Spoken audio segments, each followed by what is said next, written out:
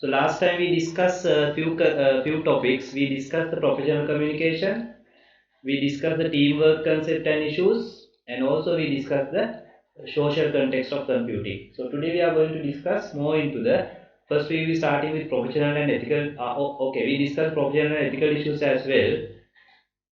So today we will be discussing a little bit more on this one. Then we will move on to the intellectual property, legal issues, organizational context, and also privacy and civil liberties. I am not going to cover history of computing. That is just a normal theory part. Okay, right. So we are going to cover everything today because we have done the background. Right. So let's straight away move on to the topic and finish it off. Okay. Right, so first we are going to look at the organizational context of computing, or because last time we discussed the social informatics, so the social context of computing and different issues, different aspects we discuss, the job issues and political issues and some social issues, right? So we discuss. Now today we are going to first look at the organizational context of computing, or we call it organizational informatics. Okay, organizational informatics. So let's quickly try to understand. Right? So let's quickly try to understand how the business, especially business organizations, looks. Okay, then we will quickly move on to the how the IT professionals must behave in a business organization. Okay, so when it comes to business organizations, we have two type of organized businesses: the manufacturing or service oriented. So manufacturing means it involves some sort of a raw materials transformed into a product, whereas in service oriented we have to give some sort of service to the customer and get a fee for that. So that is the difference between manufacturing and service oriented. So every IT professional, either they work on manufacturing organization as a IT supporting staff member or IT manager, or they are in a service oriented organization, and especially that person is in, if that person is in software development field, definitely he is in the service oriented organization, because developing software is also somewhat like providing a service, right? We are not manufacturing software, though we can call it a software as a product. We call it a, we are giving a service, right? Okay, so most of the time IT people will be in a service oriented organization if they are in the development, but otherwise they may be in a manufacturing organization supporting either in business level, management level, or maybe system operation level, right? So since we have to work in a business environment, whether we are in a supporting staff or software development task, we have to understand how the business works. And we know that business is, we have some sort of input, right? We want to add some value, or we want to do some value addition and get the output, right? So that is why when the output has more value, we can sell it at a higher price, right? Or when we give service to the person, that person must feel like now he has a higher value, so that is why he is going to pay us a fee. So every IT professional has to contribute to this one, so this process of value addition, right? So maybe they are not directly involving in that, but as supporting staff, we have to involve in this particular process, right? So then there are different type of flows in organization, like money, material, information, and people. So IT people are heavily interested in this information flow, right? Information flow. So the information comes to the organization and information goes out of the organizations, because information systems are really interested in information. Okay, right. So then the nature of a business organization. So I'm just quickly going through this. Those are highly open, highly competitive, highly dynamic. So if you are IT professional in this kind of a business environment or business organization, you also have to have that qualities to work in a open environment, competitive environment, and very dynamic environment. Okay, right. So when it comes to, now we try to understand organizations, especially business organizations. So when it comes to business organization, first we want to survive, right? First we want to survive, then we can provide some service or product to the society. Thereby we can make profit, and also every business organization can create more job opportunities and serve the society in different ways. So as IT professionals, so as professionals, we must contribute to these objectives, right? So we must help the business to survive. We must help business or facilitate business to provide better product or service. We must help business to make profit. We must help business to grow so that more and more people get job opportunities, and also we must help business to serve the society in a different ways by providing a better product or service itself is a service, but in addition we also we can provide some charity services, etc. Okay.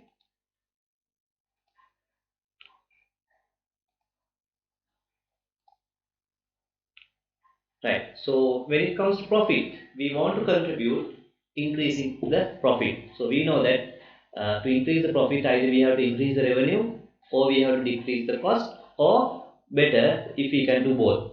Right? If we can do both.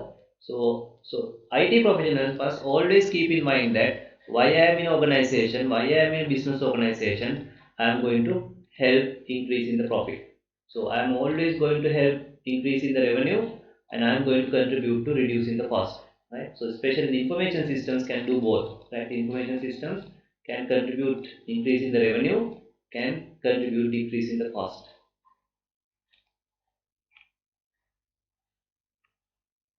right? So we can understand business organization using three structures or three frames, that is the organizational structure,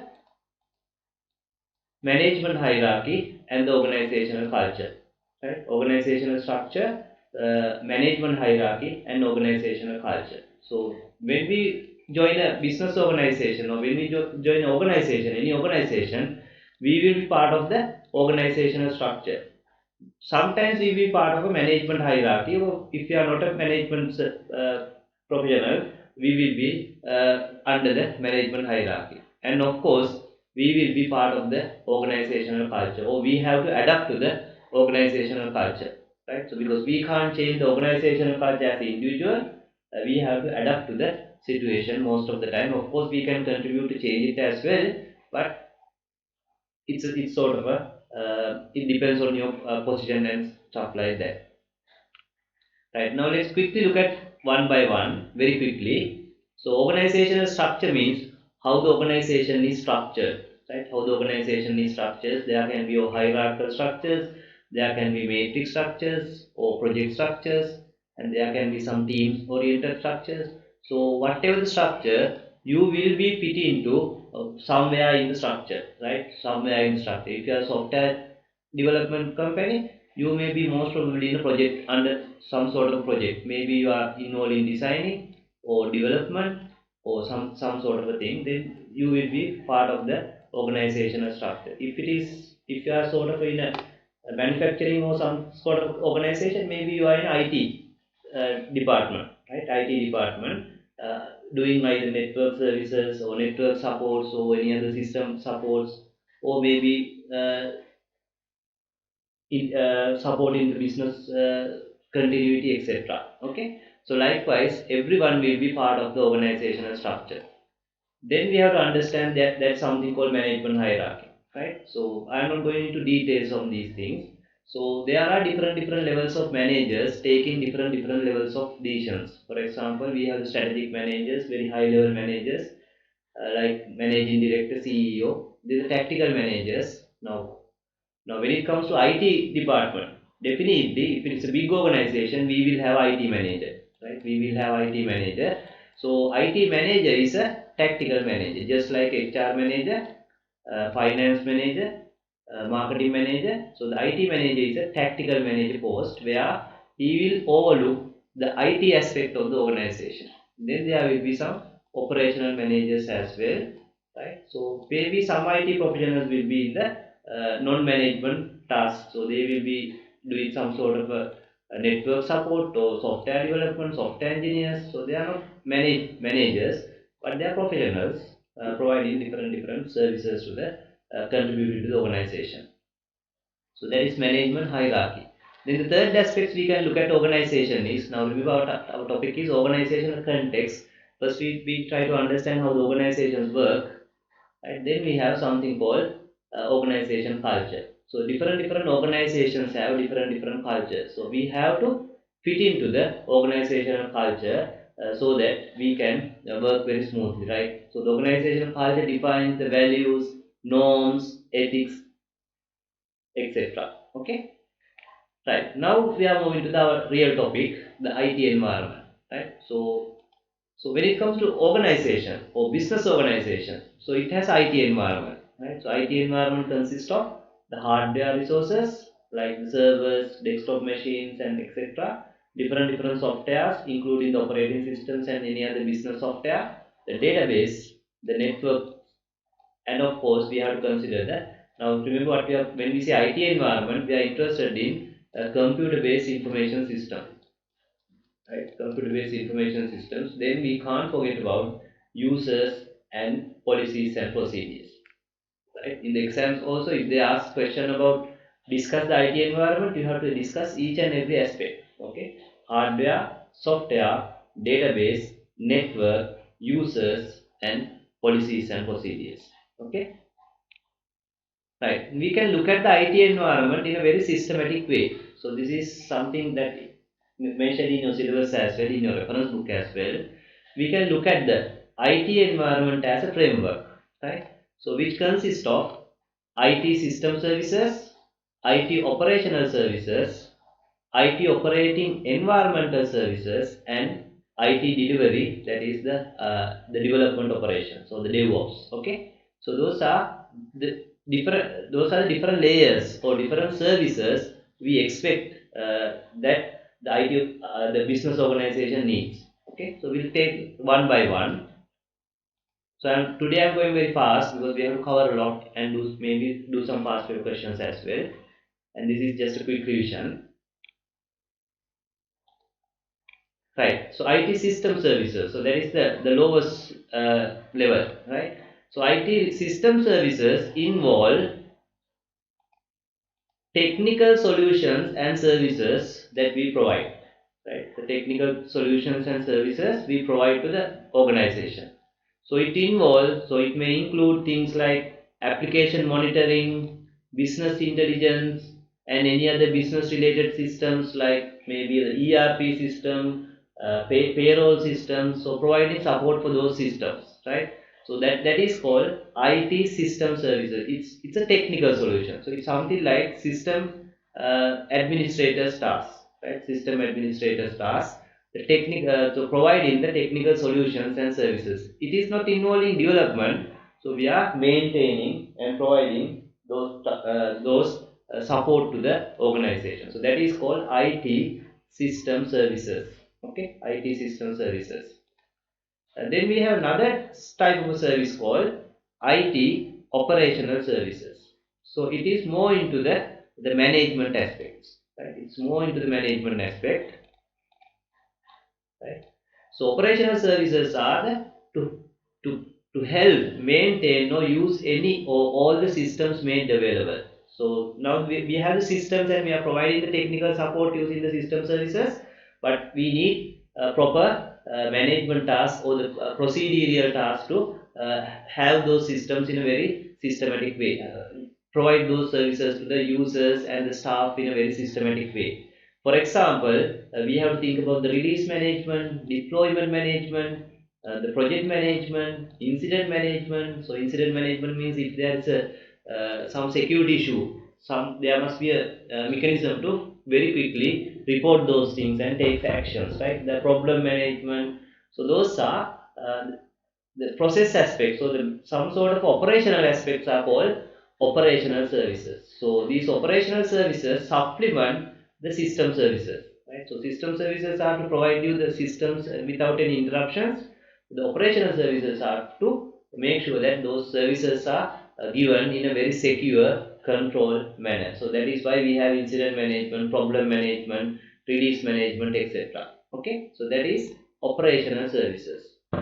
So then we have another type of service called operating environment services. So there's very small difference between the two words, operating environment solutions. So when it comes to operating environment solutions, so the previous one, IT operating services are more management, but these things are the same thing but task aspect. So there it was the policies, procedures, management aspect or the process aspect, whereas when we say IT operating environment, those are we are going to look at the same thing but as a task, right? So for example, the work necessary to construct and reconstruct the environment, the work necessary to tear down the environment, the work necessary to deploy to an environment, the work necessary to support an environment. So likewise, now you can see these are tasks.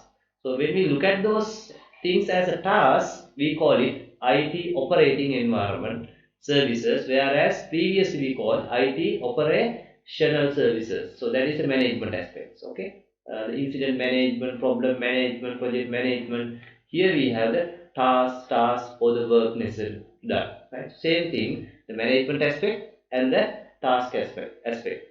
So finally we have the IT development activities as well for the development operations. So that is optional. Some organizations have their own development. Some organizations just outsource it to a different organization and get it done. But if your organization has some development activities happening, then we have the IT development activities as well, like analysis, design, develop, test, etc. You have to do. Okay, right. So when it comes to ICT. So there are different things different business organization does. Now we are not only discussing about the software development organizations. We are talking about the business organization in general. Maybe it is a manufacturing organization, or maybe it is a retail business, or maybe it is a bank. So they can use different strategies for ICT related stuff as well. So now let's look at what are the different IT or ICT related strategies that a business organization can adopt, right? So of course they can use different information systems for their business operations. So that is a sort of strategic decision they have to take. Are we going to use manual systems with a lot of labor, or are we going for a lot of IT based or information systems, right? So then, are we going for e-businesses? So that is another strategic decision businesses have to take, right? So now a lot of businesses like to go for e-businesses, right? So that is strategic decisions. And of course there are some businesses they don't want to go for e-businesses, they just want to stay in the traditional business or traditional the brick level businesses. Okay, so that is strategic another decision that businesses will take. Then are we going for do some business process re-engineering or BPR, right? So you know what is mean by BPR. We have discussed those concepts under software engineering as well. So doing some drastic or radical changes to our business process using especially the information technology, and do the business in a very radically different way, so that we get more customers attention, competitive advantage over our competitors. So that is called business process re-engineering. So that is also sort of strategies some businesses use, right? Then are we going to do some business process outsourcing or the business process offshoring? So that means some businesses like to outsource their task to another organization, or sometimes they want to outsource it to a different country as well. So those are, and most of the time one of the outsourcing task is IT related things, especially software development, right? Software development, sometimes some supporting, right? Like network services, etc. We can ask other third party people to come and do that, rather than we are having our own staff doing that. So that is another strategic decision or the tactical decisions that business organization take when it comes to ICT. Then another strategic thing is document and standardize the business process, right? So when you have very good standardized process which is really documented, especially for service oriented organizations, you can give a very consistent service to your customers. So that is why the organizations like Pizza Hut, right, McDonald's, they are really successful. Why? You go to any outlet, you get the sort of the same service. Why? They have really standardized documented business process that every employee has to follow. So that is also, and of course you can use ICT, right? So you can have electronic documents, you can have online training materials that whenever new employee comes, we can quickly get them up to the standards and stuff like that, right? And also we can create agile organization culture to help changes, because when we are introducing ICT, we need a very agile sort of people, so that they are always willing to change and keep up with the new technologies, etc. So those things are the things that we expect, or the optional things, or some decisions that some organizations take when it comes to ICT related things. Okay,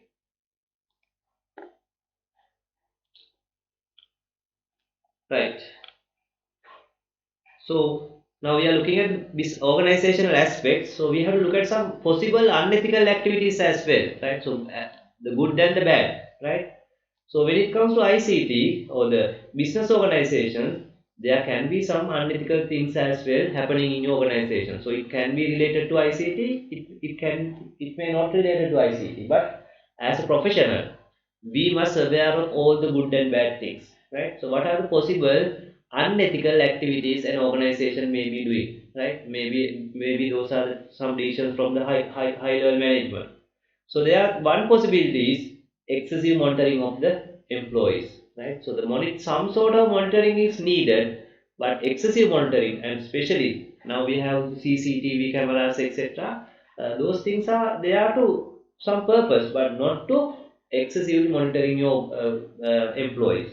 So if that kind of things are happening, we have to understand that maybe it is not illegal, but it is highly unethical thing. Okay, then overworking. So there are some organizations, right, especially in the private sector, some organizations they overwork their employees. So we have to make sure that we never practice such kind of unethical activities or unethical things.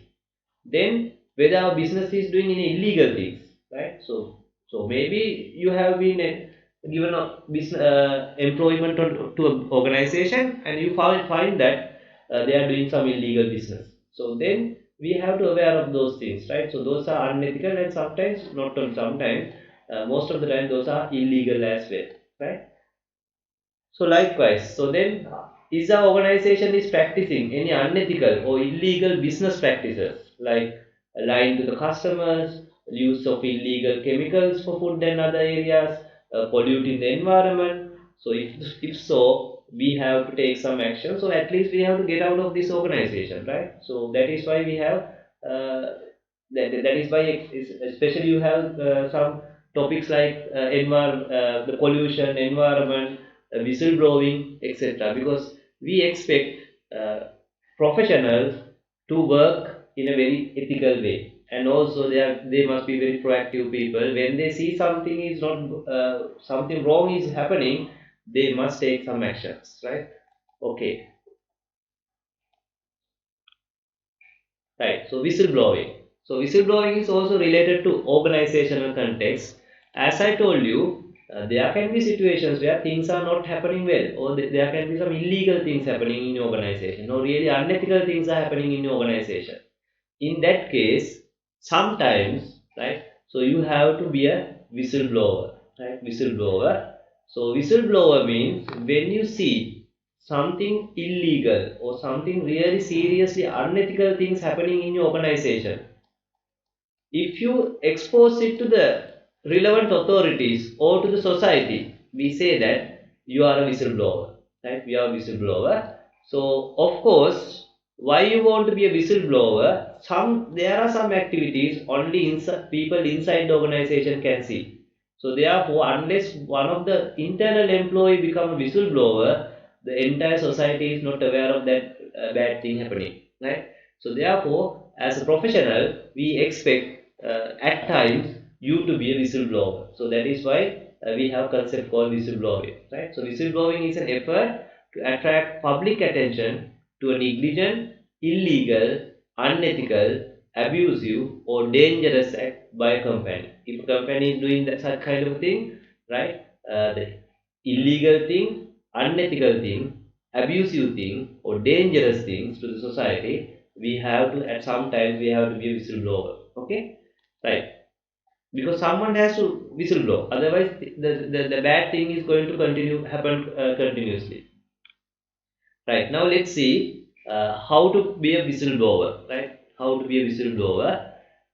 You can't just be a whistleblower, right? So you have to be a very responsible person when you are doing a whistleblowing, because it's going to definitely affect the organization, right? Why you are doing this? Because it is your society. You is more important than your organization. That is why you want to be a whistleblower. So therefore, you can't be a very careless person unless it is really serious. Unless you are 100% sort of sure that something is really terrible happening, you must not do any whistleblowing. Otherwise, both you are in trouble and your organization is also in undue trouble. So therefore, we have to be very careful before being a whistleblower. Right, now, let's see how to. In case you feel like something really terrible happening, how we must prepare ourselves and execute it. So the first thing is assess the seriousness of the situation. Right. So we have to assess the seriousness of the situation. Right. So is it a really serious issue, or it is sort of negligible issue, or some sort of a seriousness is there?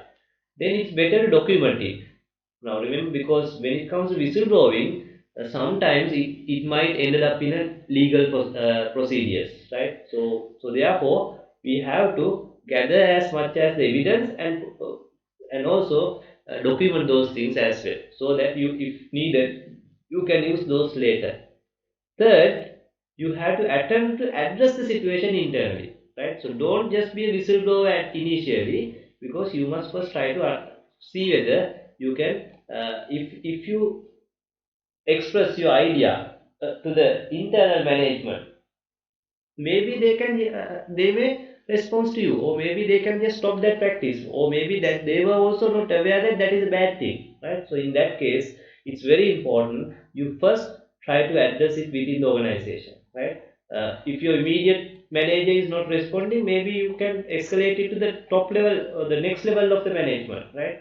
So that is called escalating the situation within the company, right? So if still no response is there, right? If still no response is there, you have to first assess the implication of becoming a whistleblower, because becoming a whistleblower is not an easy thing. You may lose your job. Sometimes your business organization may have serious implications. That means sometimes even your fellow uh, employees may also suffer because of this. So therefore, you have to assess the situation. Sometimes even you may have some life threats as well. Okay, so you have to assess the implications. Then you must have action plan, right? Action plan. Then you have to execute it. Then of course you have to live with the consequences, right? Most of the time, if you are a whistleblower, most of the time you will have to get out of the organization and go to another organization, because it's sort of a conflicting situation. Okay, so as a professionals we don't mind that, right? Because good professionals always have so many opportunities to work in different organizations. Okay, so that is how you are supposed to do if you want to be a whistleblower. Of course, it is not that because you want to be a whistleblower, the situation demand you to be a whistleblower. Okay, right. Right, now we are done with the organizational aspect. Actually, I am not covering everything. I am just covering the giving you the big picture only, right? Because you know that within 2 or 3 hours we can't cover a subject, right? So I'm just giving you the big picture. Now we are moving to the practice in the IT profession, right? So how to practice the IT profession, because now we know the social context, the different issues we have, different trends now we are having in the society. We know how the businesses or the organizations really work. What are the good things that can happen? What are the bad things that can happen? What are the IT related things that happening in the organization? Now let's see how IT professionals have to practice their profession. Okay, right. So first, nature of the IT professionals, because just like any other professions, we must have that professionalism. At the same time, the IT professionals have some unique differences as well, right? So the IT professionals are highly intellectual people, because we are involving either sort developing complex systems or managing those complex systems, right? So providing solutions to different business problems. And of course, yes, we are involving managing complex systems, either developing or managing. So we are involving in business critical tasks, right? So for example, if you take a bank, some if someone asks what is the most critical thing in your bank, they will say our information system, right? So if you take supermarket chain, Without that billing systems and all the things, nothing can happen in that organization, right? That is the same for almost all the business organizations. So therefore, IT professionals involved in a very business critical task. Okay, so that is why we want to be professionals, right? So we are involving in a heavy. We are the business is heavily depending on the IT task or the IT information systems. So then we get access to the business sensitive and some privacy information, right? So if you are a system administrator of a bank, you have the access to all the account details. If you are a system administrator of a organization, you have access to all the people's emails, right? Even all the emails of the CEO. So we have the access to business, both business sensitive information as well as privacy information. You can see each and everyone's internet history, right? You can see what are the sites they have visited. So therefore you have all the privacy information, you have all the business sensitive information. So therefore we must be very really ethical professional handling those information. Then we have huge responsibility, right? Because the information systems are handled by IT professionals, right? And of course, we are working with cutting edge technologies. So therefore, it's again really demanding thing, right? And of course, being IT professional is a multidisciplinary job, especially if you are in software development. You have to aware of the technological aspects, you have to aware of the conceptual aspects, you have to aware of the business aspects. So likewise, we have a huge area to cover when it comes to providing our practicing our profession. So that is the first thing we have to understand. So what is the nature of being IT professional? Are we ready to take up that as a challenge? Right. So can we handle complex things? Are we intellectuals? Can we handle critical things? Can take the responsibility of the consequences? Right. Can we go up with the cutting edge technologies? Right. Are we multidisciplinary? So those are things we have to think about ourselves, right? So before moving to the practice in the profession, right?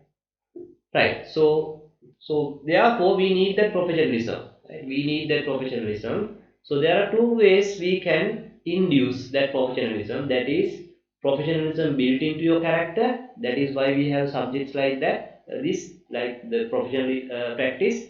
Then if you are in a member of a professional body, there will be certain things imposed by the professional body as well. But the modern trend is let people have it in their character rather than you governed by professional body. That means you do certain things in a certain way because you fear of losing your membership. So that is what the professional bodies are doing. So we don't want that to happen. You must not be driven by fear. You must be driven by your values. Okay, but both are there. Both are there. Right. So anyway, we have discussed these things, right? The core values of IT professional or any professional. We need the integrity, right? The moral uprightness. We have to take the responsibility, right? So that is, you can be given a task that assuming that you will perform those things. So that is responsibility. Then the accountability, that is, you accept the consequence of all your actions, right? So especially if things go wrong, uh, are you willing to take up the accountability, right? Take up the accountability because when you are practicing profession, at times things may go wrong because we are working in a very complex situations, right? So maybe 100 things goes correctly, the way you plan, maybe just one thing doesn't go in the according to the plan. Then you have to take up the accountability and fix those things and quickly put things back to the correct form. Okay, right. So then the empathy, respect. Anyway, we have discussed those things in the previous revision, the part one of the revision. So therefore, I'm not going to discuss those things again. Okay, right. So as I told you, if you have these things like integrity, that is moral uprightness, responsibility, accountability, empathy, respect built into your character, of course you are going to be a really good IT professional, right? Of course you must have that competencies and other things as well, right? But addition to those things, if you have these characters in your character, you are going to be a really good IT professional as well, right?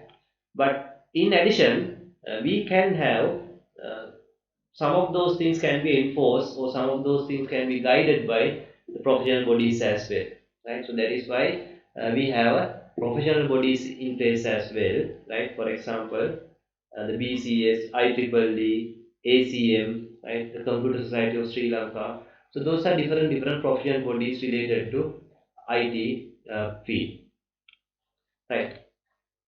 So now let's see what is mean by professional body. So professional body is a organization, right? It's an organization which is created by the professionals, right? Which is created by the professionals to have the standards of the professionals. So have the standard of the profession and also uplift the standard of the professionals. So that is the idea behind professional bodies, right? So make sure that the people who are practicing the profession are of high quality, having all those qualities of a professional, and of course keep on improving the professionalism of the members. So that is the main idea behind forming a professional body, right? Forming professional body. Okay, right. So when it comes to IT related professional body like BCS, right, ACM, IEEE, CS, that is a Computer Society of Institute of Electrical and Electronic Engineers. So they have some common objectives, right? So the first one is they must define the code of conduct for the members, right? So code of conduct for the members, right? Professional code of conduct for the members. So that all the members must abide by those code of conducts, right? Then they can organize events and any other things to improve the competencies and professionalisms of the members, right? So that is called continuous professional development, or CPD. Help CPD of the members, help continuous professional development of the members, because we are in a very especially IT field is a fast moving field. Therefore, unless you are updated with the technologies, etc., after sometimes you will be outdated person, right? So the professional bodies organize certain activities to make sure that all the members are up to date with all the technologies and any other trends. Then they can specify the standards in ICT education, right? They can facilitate professional education as well. So that is why organizations like BCS, they are having the exams, etc. Okay, facilitate professional education, help people to get the education and become a professional, and also they can advise government on certain matters related to their profession and the field as well. And in some cases they can reserve titles and tasks as well, right?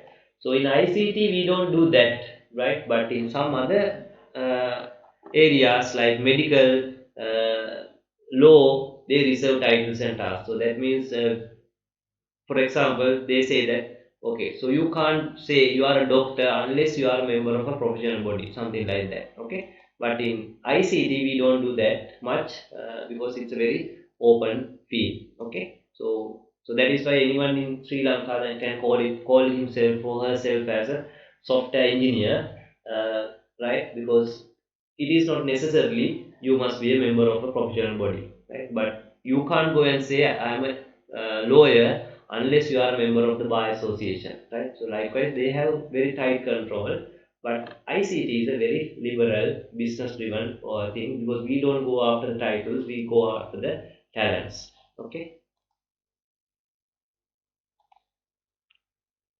right. So let's see some code of conducts of some of the professional organizations. Okay, so when it comes to your syllabus, so they are interested about especially the BCS, ACM, and also the Computer Society of Sri Lanka, right? So sometimes they ask about the BCS, sometimes they ask about the ACM, sometimes they ask about the Computer Society of Sri Lanka as well. Okay, right. So when it comes to BCS, right, British Computer Society, they have subdivided the code of conduct into four areas, right? Four areas called public interest, duty to the relevant authority, duty to the profession, and professional competency and integrity. right? So those are the 4 areas. First, you have to understand those 4 areas.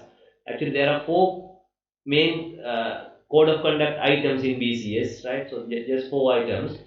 So those items are relevant to the public interest, duty to the relevant authority, duty to the profession, and professional competency and integrity. Okay. Right, so let's take one by one the public interest, because in the exams also, if they ask, you have to write those 4 points and you have to explain each and every point in detail, right? And again, you can't write whatever you like, because this code of conduct specified by organization. Then you have to know what they have specified. So that is, when you are writing answer for this kind of a question, you have to be really careful. Okay, you have to be really careful. Don't write whatever the opinions you have. You have to write exactly what the organization expect from you, right? So when it comes to public interest, so the BCS expect that members should carry out their tasks or their professional duties with due care and diligence. So you have to use these words. So they work with due care and diligence. So that means they are not careless people. So they do things in a very careful manner, right? Very carefully, very attentively they do their tasks. So that is what is the first point under public interest, right? Public interest means it's good to the society. Of course, when the professionals are doing things in a very responsible way, it is good to the society, right? Right. So then members are required to be aware of and comply with relevant aspects of the law and other forms of regulation. So they expect all the members of the BCS practice their profession according to the law and any other regulations in the country and the business, especially the laws and regulations of the country. So that is another point when it comes to public interest. Of course, when our professionals are very doing practicing the profession in a legal way, it is good to the society, right? It is good to society because we are not doing any illegal things, right? We are not doing any unethical things, right? So the third one says they are required. So when say they, the members are required to safeguard public health, right? Protect the environment, avoid discriminations, and have regard for human rights. So you have to use all these words, right? So when we are doing our practice like the software development, maybe maintaining of a system or whatever, we have to make sure that we don't our none of our activities will risk the public health, the environmental issues, the discriminations, and human rights, right? So the discrimination means treating one set of people unfavorably over the another set of people, right? That is called discrimination. Human rights means, so we are regarding the basic rights of the people, right? So anyway, we will be discussing those things when we are doing the civil liberties, the final topic. Okay, right? So that is also another point related to public interest. Then the fourth point says, if a member finds that their professional advice is being ignored, they must point out the likely consequences, because now we are the professionals, we have the specialized knowledge. Sometimes we may recommend this has to be done in this particular way. Maybe the management will say, okay, no, let's do it in a very different way, cheap way. So in that case, as a professional, we have to explain to the relevant person or the relevant authority that the possible consequence of doing that kind of a thing, right? So that is also we expect from a professional, because it might ultimately affect the general public as well, right? General public as well. So finally, under public interest, they say members are very specifically forbidden to accept bribes. So that is very common sense. So they specifically say as the fifth point under public interest, don't take bribes, right? Don't take bribes. Be a very genuine person. Okay, so those are the 5 points mentioned in BCS code of conduct under public interest. Okay, right. So let's move to the second aspect, duty to the relevant authority. So when we say relevant authority, if you are a student, your relevant authority is actually your the education institute. Otherwise, it is your company organization, right? So you have a duty to the not only to the society, you have a duty to the organization as well. So under that, the BCS code of conduct specified 3 points. Avoid conflict of interest, right? So that means you must not have any conflict of interest when you are practicing the your profession, right? For example, assume that you are in the interview board to recruit another member to your, say, software development team. So if you see that, because usually when you are in the interview board, beforehand you will not be asked what kind of people you are going to be interviewed. Only when maybe when you get the CV only you know that who is the person you are going to interview. For example, if that person is a friend of you, or maybe a neighbor of you, or maybe a relation of you, now there is a conflict of interest, right? Conflict of interest. The organizational interest is to get the best people to your organization. Your interest might be to get that person because that person you are really related to. So then that kind of situation, you have to make sure that you don't get in that kind of situation, right? So if you identify that, okay, this is a relation of me, right? This is a some the friend of me. You have to ask your management that, okay, I can't interview that person because there's a conflict of interest. So therefore, let someone else do that interview. So I will interview other people, but I'm not going to interview this particular person. So that those kind of situations are called conflict of interest. So that is, otherwise you are sort of betraying your organization, right? Betraying your organization for your personal interest. So that is the first point. Avoid conflict of interest. Then avoid misrepresentation.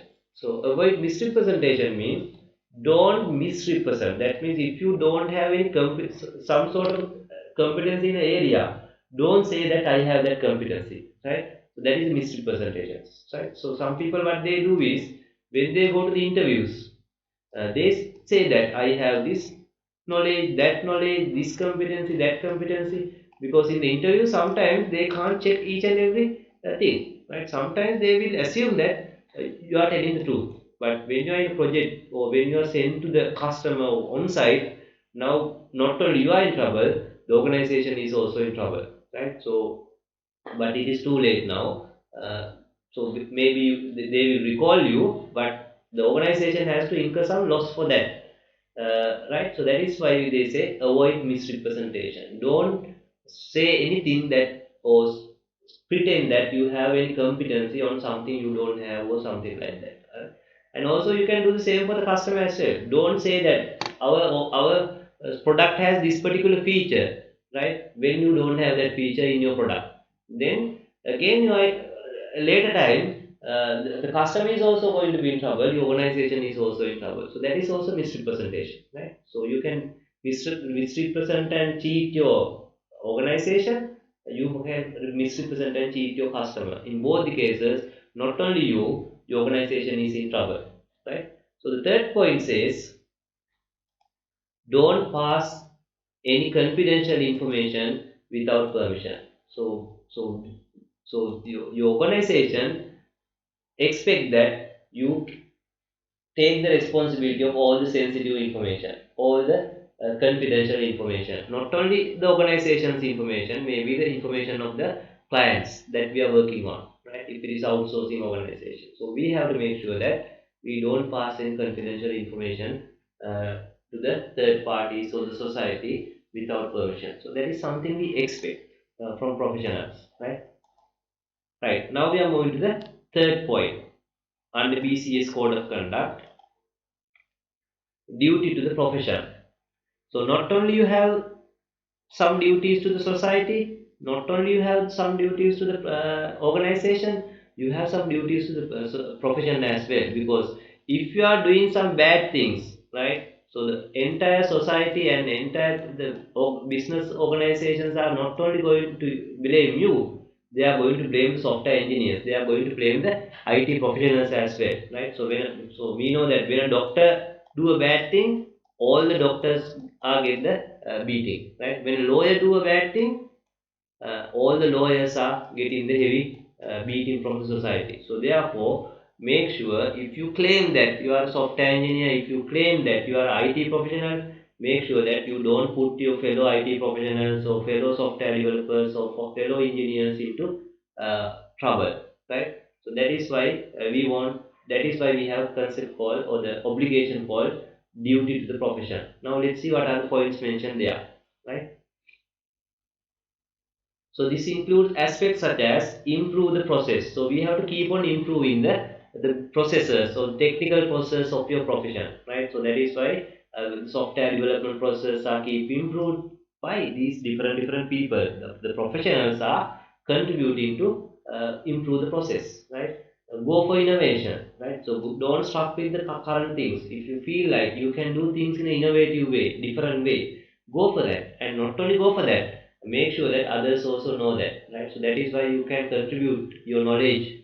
You can have a publication of research paper or something, specifying, okay, we did in this particular way, it was a great success. Then the other people, the other fellow professionals also can use that, right? So that is innovation.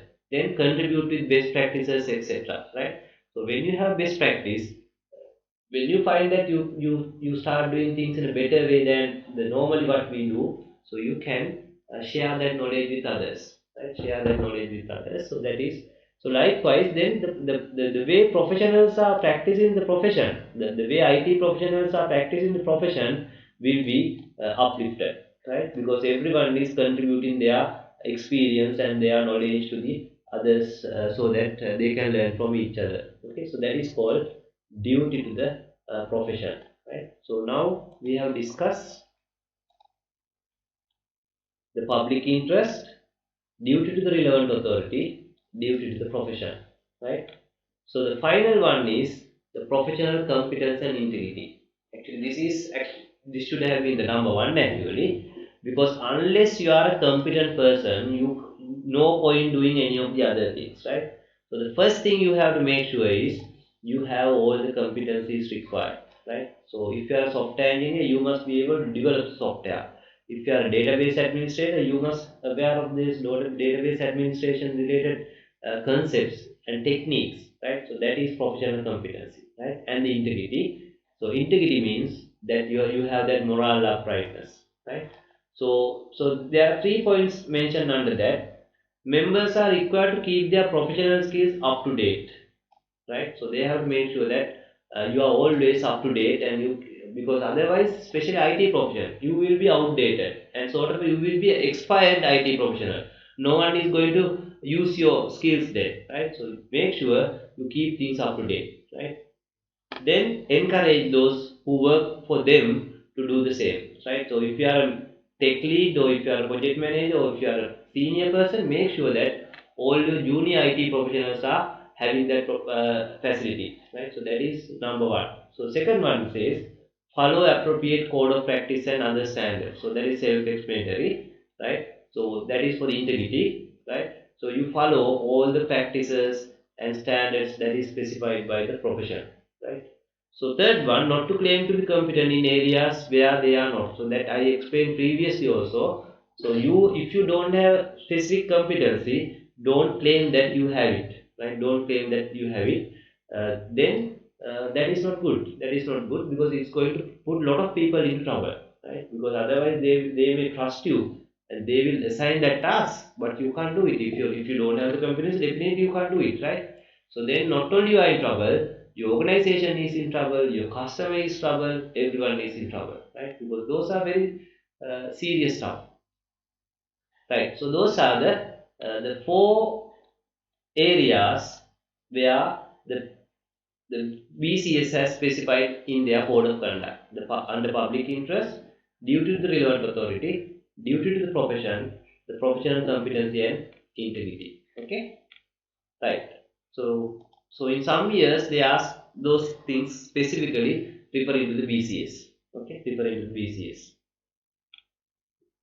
Right. Then the code of ethics of Computer Society of Sri Lanka. So this is also adapted from the BCS Code of Ethics, right? Pretty much adapted from the BCS Code of Ethics, but rather than categorize into four, they have specified those things as just points, right? Just points rather than categorization. But all these points are covered under BCS Code of Conduct, right? So if they ask Code of Ethics of Computer Society of Sri Lanka, you don't have to categorize it. You have to just specify those in point forms. Actually, there are 1, 2, 3, 4, 5, 6, 7 points, right? So you have to be again very precise. Actually, you have to memorize these things if you want to get the full marks, right? The conduct all his services professionally for the good of the humanity, while protecting safety, health, and the welfare of the public. So that is directly adapted from the BCS one of the point. Strive to protect public from misinterpretation and misinformation.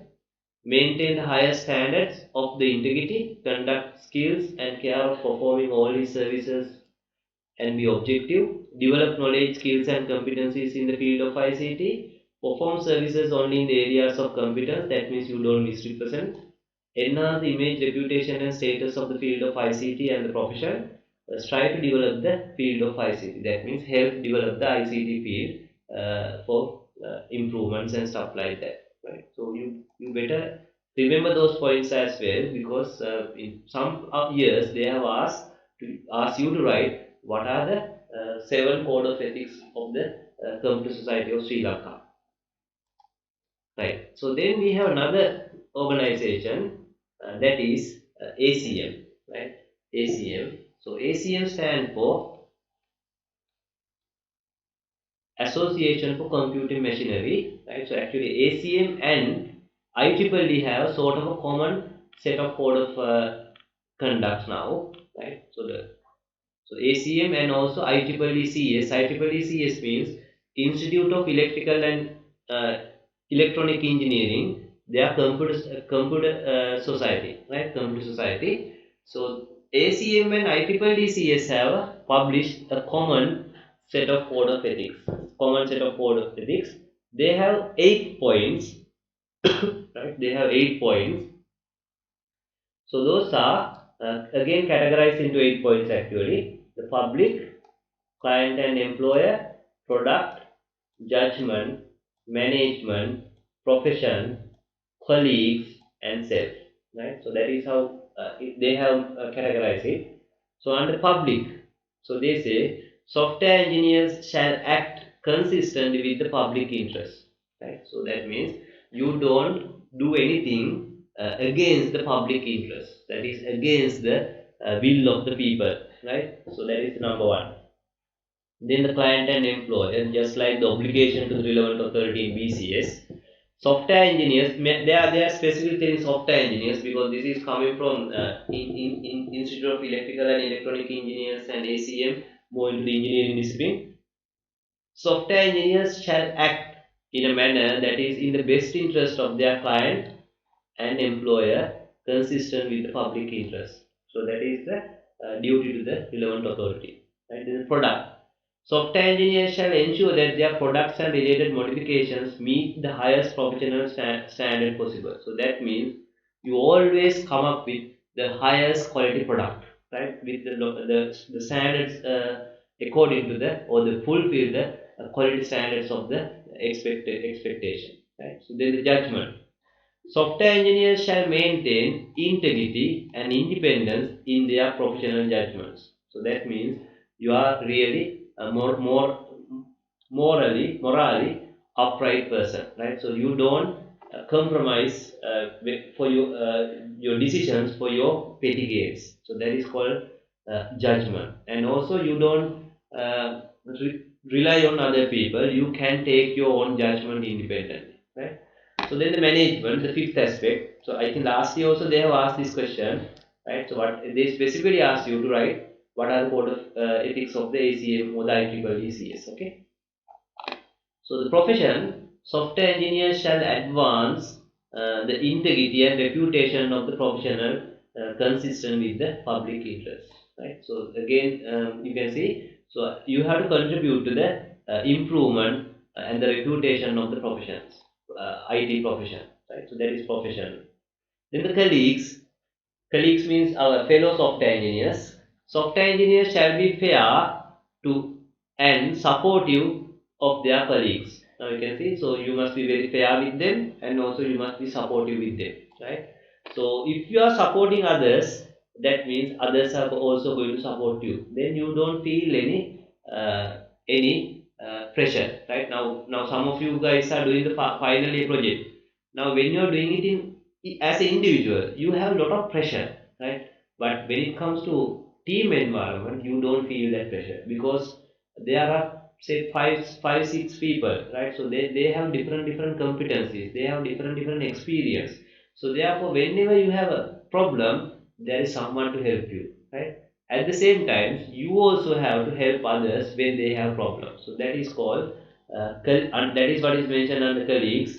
Software engineers shall be fair. That means you don't only get help from them, you also help them, right? So you don't get their time for you, you also give your time to them, right? And supportive of their colleagues. Then the self. Software engineers shall participate in lifelong learning, right? Lifelong learning means until you die, you keep learning new things, right? Regarding the practices of their profession and shall promote an ethical approach to the practice of the profession. So that means you don't get expired IT professional. You are going to be a up-to-date IT professional, whether you have practiced it for now 10 years, 15 years, still you are up to date, right? So that happens to some not only IT professionals, right? Even sometimes doctors, right? So they don't know what is happening the new trends, right? Sometimes right. So then we say that doctor is sort of outdated, right? So likewise, so you have to make sure that, especially this is very tough for IT because IT is a fast changing field, so you keep up with the new trends, etc. Okay, right? So that is the code of ethics for ACM or the IEEE CS. So they have sort of combined code of ethics now. Right. So now we are moving to another topic. Right. So now I'm quickly moving to, topic by topic because this is just for you to help get the big picture so that you can have your self studies more productive. And now we are moving to another topic, that is intellectual property rights. Right? Intellectual property rights. So what is mean by intellectual property is the properties. So when it comes to properties, we can subdivide it into the tangible properties and intangible properties. Okay, tangible properties and intangible properties. So tangible means physical, intangible means non-physical things. Right. For example, if you take land, vehicle, computer, machine, those are tangible properties. But when it comes to idea, design, the reputation or the image, the artistic work like a poem, so right, so those are intangible things, or maybe song, intangible thing, right? So when it comes to tangible properties, right, so it is easy to protect because if someone steal it, you can go and see whether that person has it, then you can prove that yes, that person has stolen it. For example, if it is a vehicle, if someone has stolen it, you can catch it, right? Catch that person. If someone has occupied your land, you can prove that this person has occupied my land. But when it comes to intangible properties, it is really challenging. If someone has stolen your idea, someone has stolen your design, right? Someone is trying to use your reputation, right? So then it's very difficult to tackle those kind of situations. So that is why we have separate laws and practices when it comes to intellectual properties. Okay, now let's see what is mean by intellectual properties, because intellectual properties are also intangible properties, right? Intellectual property refers to intangible creations of the mind, right? Creations of the mind, but not all the things are called not all the creations of the mind, no, not all the intangible things are called intellectual properties. If it is intellectual property, it must be either invention, design, symbol or names or image of a, usually for a business, and also it can be some sort of a literary or artistic work. So if so, we say that it is a intellectual property, right? It's a intellectual property. Okay, so it must have one or more of these properties, right? Just because it is intangible, we can't say it's an intellectual property, right? So it has to be created using your mind and adding some sort of intellectualism to the that concept or idea. Okay, right. Now let's see, we can categorize intellectual properties into two, that is industrial intellectual properties or intellectual properties has some industrial applications and intellectual properties related to literary or artistic work, right? So those are not related to industry, but again some intellectual properties are there, right? For example, if you take a novel, poem, film, music, even radio, TV program, some drawings, paintings, photograph, sculpture, so those are literary or artistic works. So those are, of course, intellectual properties. Then we have industrial intellectual properties like new invention, design, right, trademark or trade name, maybe some software code. So those are industrial intellectual properties, right? So in our topic, we are more interested about the industrial intellectual properties. But when it comes to intellectual property laws, those laws are covering the entire area, both industrial and literary. Okay, but we are more interested about the industrial aspect,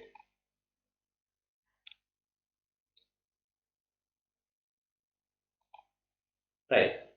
So, what are the challenges in protecting the intellectual properties? So, the first thing is, of course, because intellectual properties are intangible, that intangible nature is the real challenge, right? So, therefore, people can easily copy, steal your artifacts or ideas or whatever, right? So, that is a real challenge. That is a real challenge when it comes to intellectual property, right? Then it's difficult to prove that someone has stolen it. So that is another thing. Right? So that's another thing. So it's difficult to prove because there is no physical evidence you have. Very rarely you have physical evidence. Of course, if someone has copied your pirated software, there is some sort of evidence. But especially if it is a someone has stolen your idea, right? It's very difficult to prove, right? Right. So that is why those areas are really gray areas, right? Then because it's intangible, the frequently those violations cross borders. That means someone's intellectual property, say intellectual property of a US person is stolen by another person in Russia, maybe China. So therefore now it's a cross-border conflict, right? So therefore why that person it is very time-consuming and also very costly thing to go to that another country and file a case because that person is in a different country. So that is also part of the challenge because if it is physical thing, it's very difficult for someone to from Russia to come to the US and steal it, right? Because he has to come physically come here. But these ideas can be stolen very easily. Okay, so those are some challenges, right? Those are challenges when it comes to intellectual properties,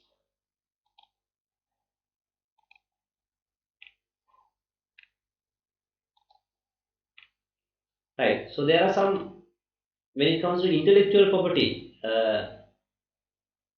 Protections, there are some historical milestones or events that has happened. So you better remember those things as well.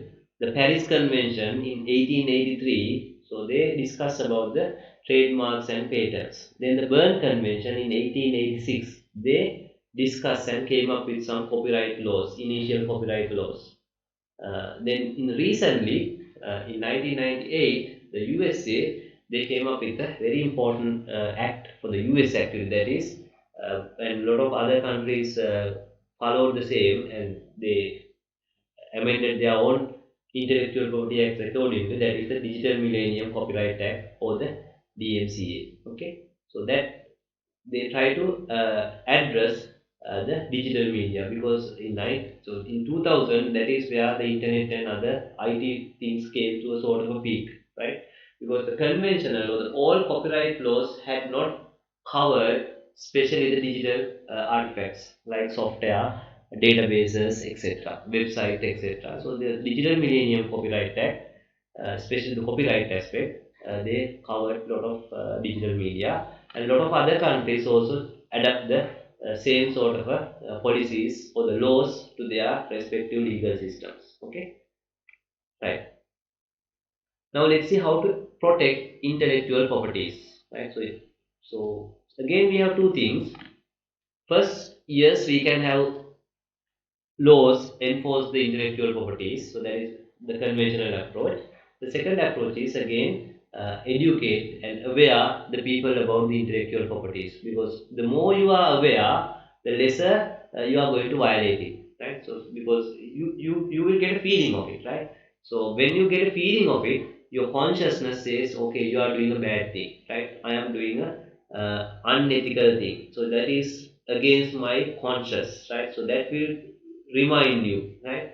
So that is why we educate, right? So when we educate more and more, there's a less and less chance of you violating those things. So that is actually the natural way of right, rather than laws. Of course laws are also there, because there are people who are not moral conscious people, they are very unethical low grade people. So those people we want to control by law, right? So the low grade people we want to control by law. High grade people we want to not control. We just want to educate. They are going to accept it as a no. Okay. So that is why we have in this subject we are going to cover both, right? So some ethical aspects as well as laws, right? So laws, yes, if you are low grade people, right? So you will be punished. You will be controlled like a sort of an animal, right? Or else you think of yourself and you become a disciplinary person. You regard others' rights and their intellectual properties. Okay, right. So these are the key intellectual property rights when it comes to law. The copyrights, patents, trademarks or trade names, and trade secrets. Right? So those are the four aspects of intellectual property when it comes to formal definitions. Okay, and also different laws are covering different aspects. Okay, right. So when it comes to legal things, in Sri Lanka we have the so you have to remember these acts as well, act numbers also. Act number 36 of 2003, which is the Intellectual Property Act of the Sri Lanka. In USA, one of the recent act is for the copyright is, as I mentioned, DMCA of 1998 for the Digital Millennium Copyright Act of 1998. Okay, right. Now let's take one by one, starting with copyrights. Right. So when it comes to copyrights means right to copy of certain artifacts. Right to copy of certain artifacts guarded by copyright laws is reserved to the original creator. So that means only the original creator has right to copy, others can't. So that is called copyrights. So copyright means right to copy is reserved to the original creator, others can't copy his work, his or her work. Only he can, the original creator can copy. So when we say copy, it means three things. So that means you can make or you can duplicate. So that original creator can do that. You can issue, that means sell or rent that duplicate copy. And also the original creator can adapt. So that means he can use it and modify it and create another thing. Right. So others can't do that. Right. Others can't do that. Right. So those rights are with the copyright owner, right? Copyright owner. So you can't just take his one and do small changes and say this is my one. So that is, you are a really unethical person, right? So people do these kind of things, right? So when they are preparing the reports, some people they just copy from someone else and just paste it, So that is your violating copyrights as well, right? So we call it plagiarism in academic level, but that is really unethical thing. So you are someone else content, you are presenting like your one, right? So there can be so many reasons, like of course if you can't write your own thing, if you don't have that intellectual power, or if you don't have that linguistic power, you may want to do that, but still you have to understand that I am violating copyrights as well. Not only you are doing plagiarism. Okay, right. So only the original creator can do these three things: make copies, issue, that means sell or rent those duplicate copies, adapt the original one and create other versions. Okay, so others can't do that. So if others are doing that without the permission of the original creator, he or she is violating the copyrights of the original person. Okay, so that is very straightforward, right? So when it comes to copyright, it covers as I told you, some industrial things as well as literally things, right? So novels, poems, plays, films, music, radio and TV programs, drawings, paintings, photographs, even someone's photo. You can't use it because that is something he has put some effort and taken, right? Because it's a photography is a profession, right? So therefore you can't do like that. So those things are covered by copyright laws. Actually, one thing I forget to mention here is the software or the code. Right? Code is also must be there. Right? So software code is also covered under copyright. Actually, we will be discussing those things. These are the conventional things we have mentioned. Right? So software code, database. So those things also can be copyrights under new laws. Okay. So these are the traditional things only.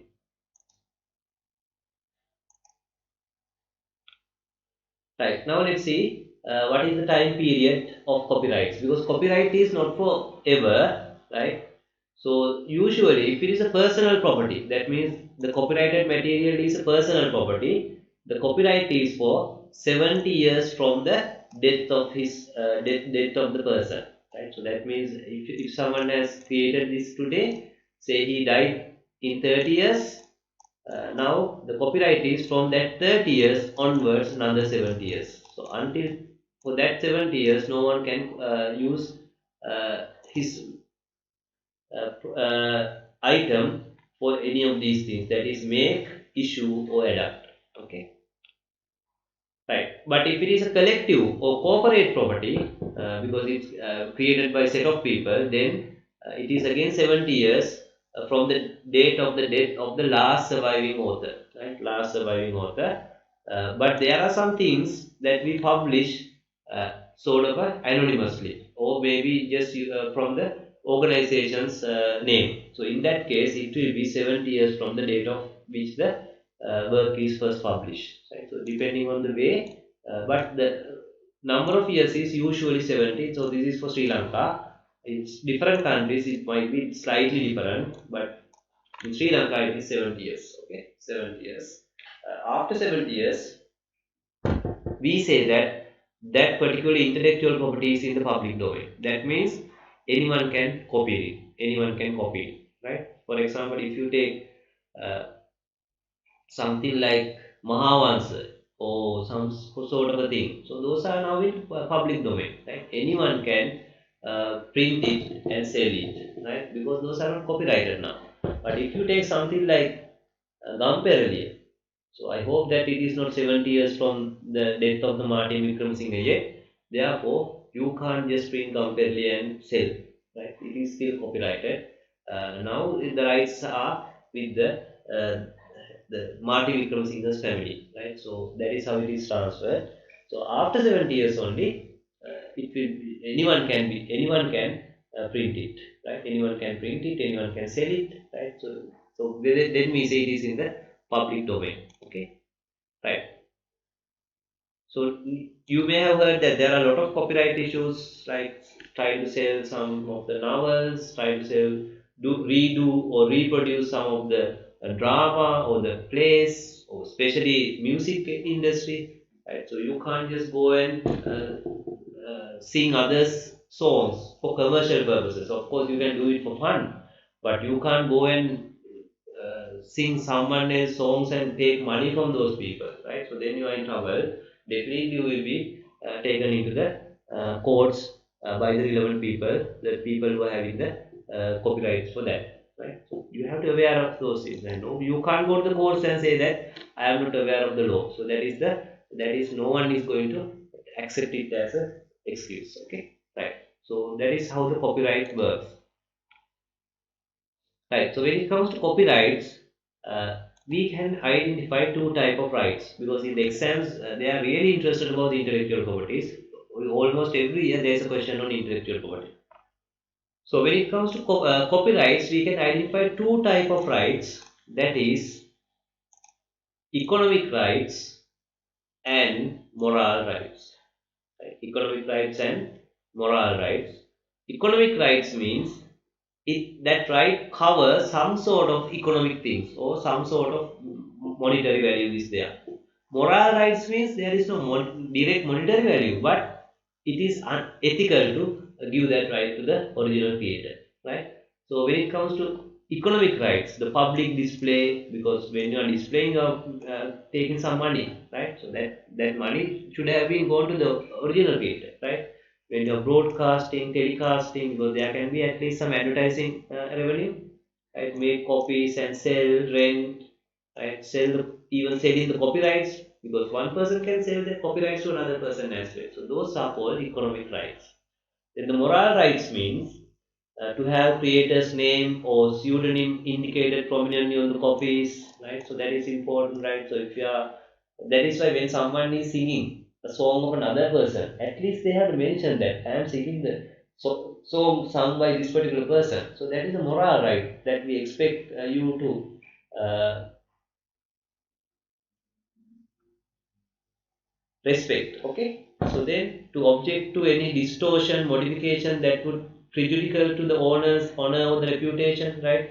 So if you are distorting it, if you are modifying it so that the it is going to kill the quality of the original thing, that is also you are violating moral rights, right? So moral right, so that those kind of things are covered under moral rights, right? Whereas these kind of things like public display, renting, selling are covered under economic rights. So both are illegal, right? Both are illegal and both are unethical, right? So then how to protect copyrights? So it's very simple. You don't have to register or do anything, nothing. Just have the copyright notice prominently displayed in the artifacts. That's it, right? So you have to display the copyright notice or in your artifact, right? So that is why all the websites have the copyright notice, right? Books have the copyright notice. Even the films, right? At the end of the film, definitely there is a copyright notice as the last screen, right? Last screen. It says specifically this is copyrighted material, right? So that is how you have to safeguard your copyright. So you don't have to go and register it or nothing. Of course, if you have registered it, in case of a violation, it is easier for you to prove that it is your one, right? So, but that is not a prerequisite. Right? So, because if you have a website or something, so you are going to change your website each and every day. So you are not going to register your website web content each and every day. So that is why it is very not practical. So that is why there is no prerequisite.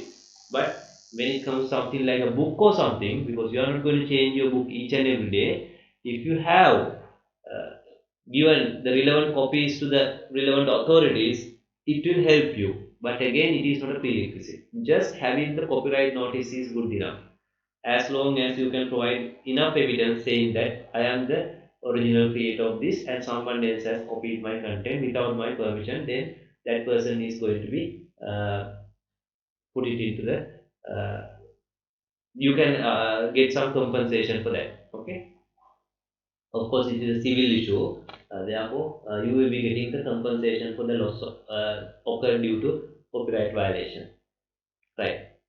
So that is important to know how to protect your copyright.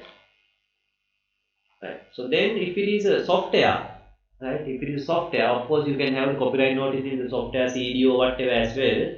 But because it is soft in nature, you have to make sure that you don't sell your software, because if you sell your software, the code is also owned by the person who is going to buy your software. Therefore, you have to make sure that you don't sell, rather you provide license to use only. Right? License to use is different from selling, right? So license to use means he or she can just use it. Still, the copyrights are with you. So still, the software is with ownership of the software, ownership of the code is with you. Okay, that is why whenever you are installing a software, there is a license agreement that you have to say I accept. Okay, so that is say that you know that you are not the owner of the software, you are just got the license to use it. Okay, so those things you have to understand. So the this concept of license has something to do with copyrights when it comes to especially software. Okay, especially software. Then we have a concept called fair use, right? Fair use.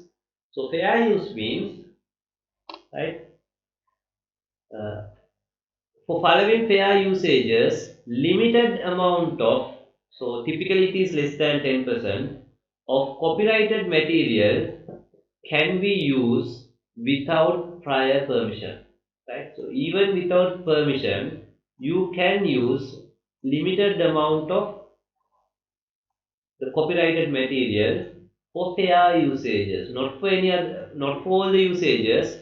If the usage is fair, okay. So what are those fair usages? News reporting, criticism, commenting, teaching, and scholarship and research. Right? Only for those usages. Now there are few things. It must be a fair usage, right? You must use only limited amount, not entire thing, right? And also uh, so it must not violate the any other rights of the copyright owner. So that means you are not claiming that you are the owner. You are specifically mentioned that this is someone else's copyrighted material. I am just using it for these purposes only. And of course you can't use entire thing, just small portion of it only, right? So that is called fair use. Fair use. In that case, you don't have to get the prior permission of the copyright owner. Right. So then, as I mentioned earlier, if something is not copyrighted, we say it is in the public domain. So that means anyone can use it. Anyone can use it. And again, if a copyrighted period is over, then again that also automatically become part of the public domain. Right. So those are the two ways things can go into the public domain. If someone is not claiming copyright, it is straight away in the public domain. If the copyright time is expired, that is also in the copyright public domain. Okay,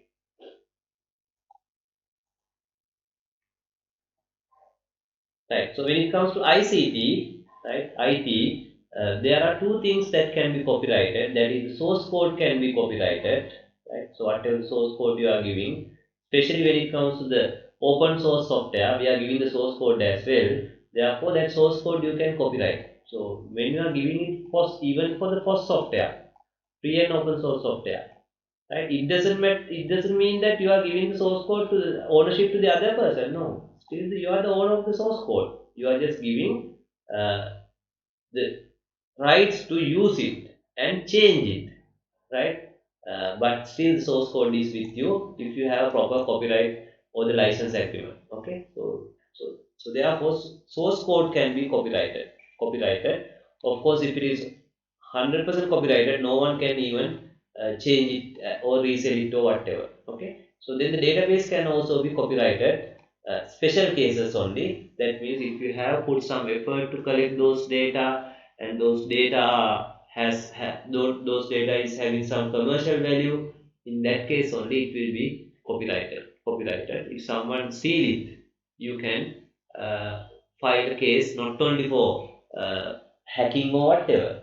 For if that person is using your data in your database, you can file a case against copyright violation as well. Okay, so those are the two things that you can copyright, that is the source code and the data of the databases. Okay, if those prerequisites are satisfied.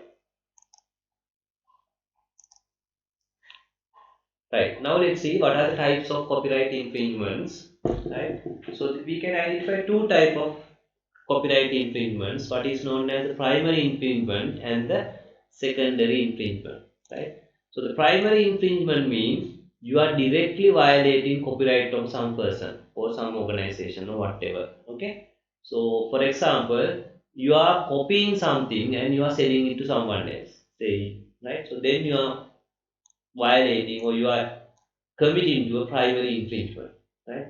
So secondary infringement means you are not directly violating, but you are also contributing to the violation of the someone's primary infringement, right? For example, you are not copying and selling, but you are a reseller who buy pirated software from someone else and you are reselling. So in that case, the person who is copying the software is in the primary infringement.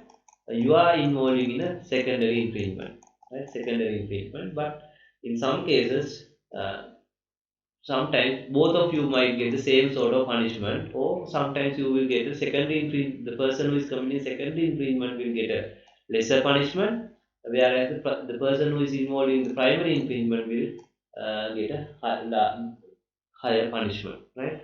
So because primary infringement is more severe than the secondary infringement, but anyway both are copyright related infringements. Okay.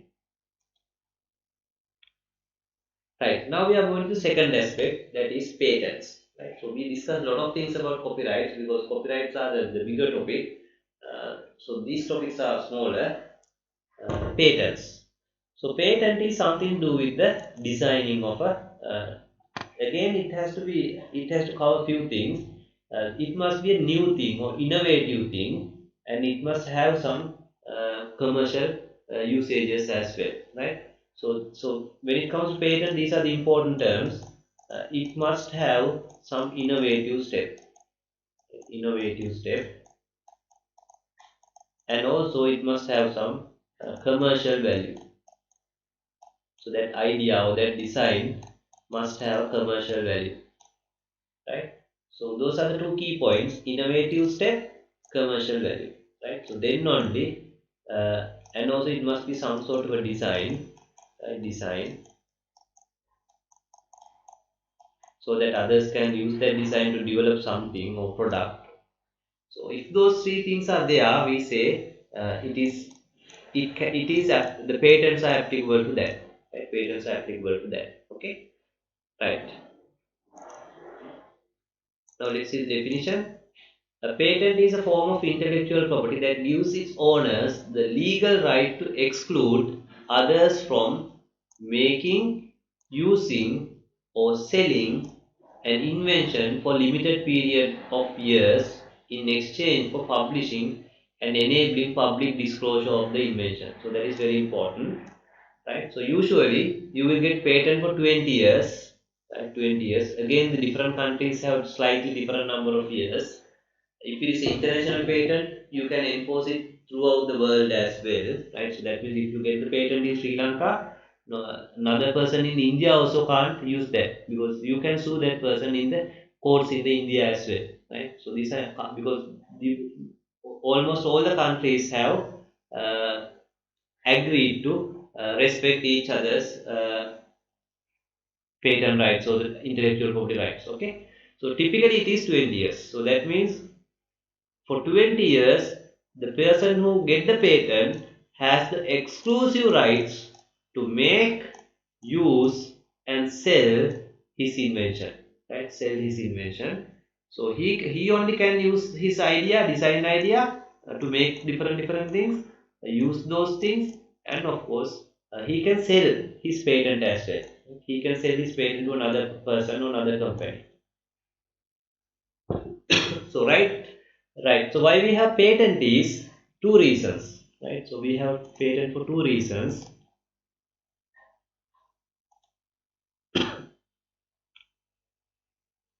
First thing is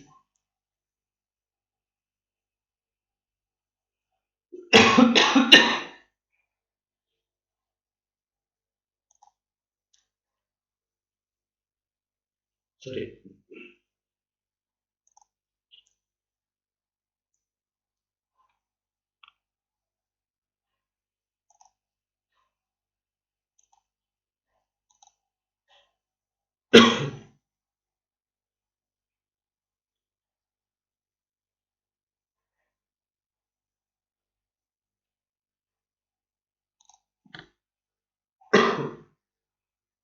Just 1 minute.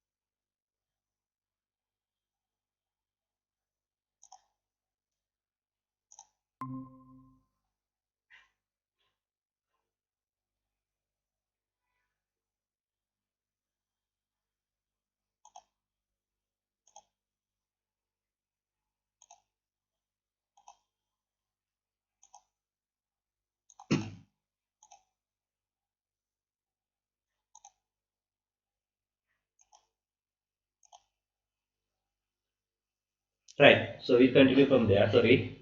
Uh, so why we have patent is for two reasons. The first one is it will protect the intellectual rights of the inventor. So why you get the exclusive right to use it for 20 years. So that means it protect the intellectual right of the inventor.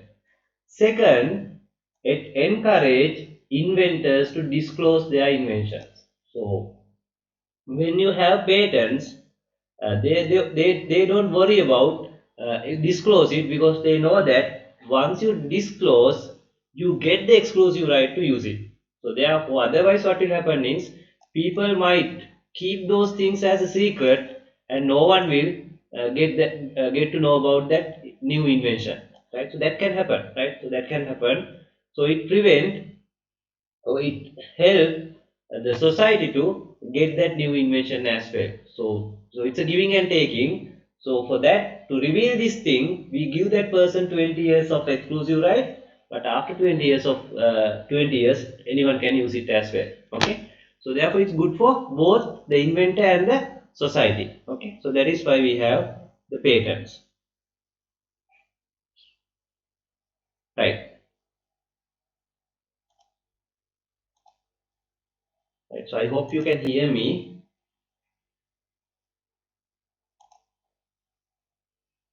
Right. Can you all hear me?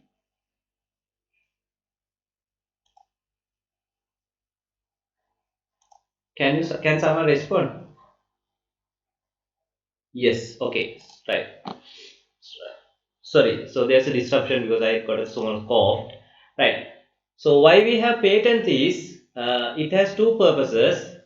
The first purpose is it protect the intellectual right of the inventor, right? Because we are giving 20 years of exclusive rights to the patent holder or the original creator. So therefore, we are safeguarding the rights of the inventor. So that is the first thing. So the second thing is we encourage the inventors to disclose their inventions, right? So why?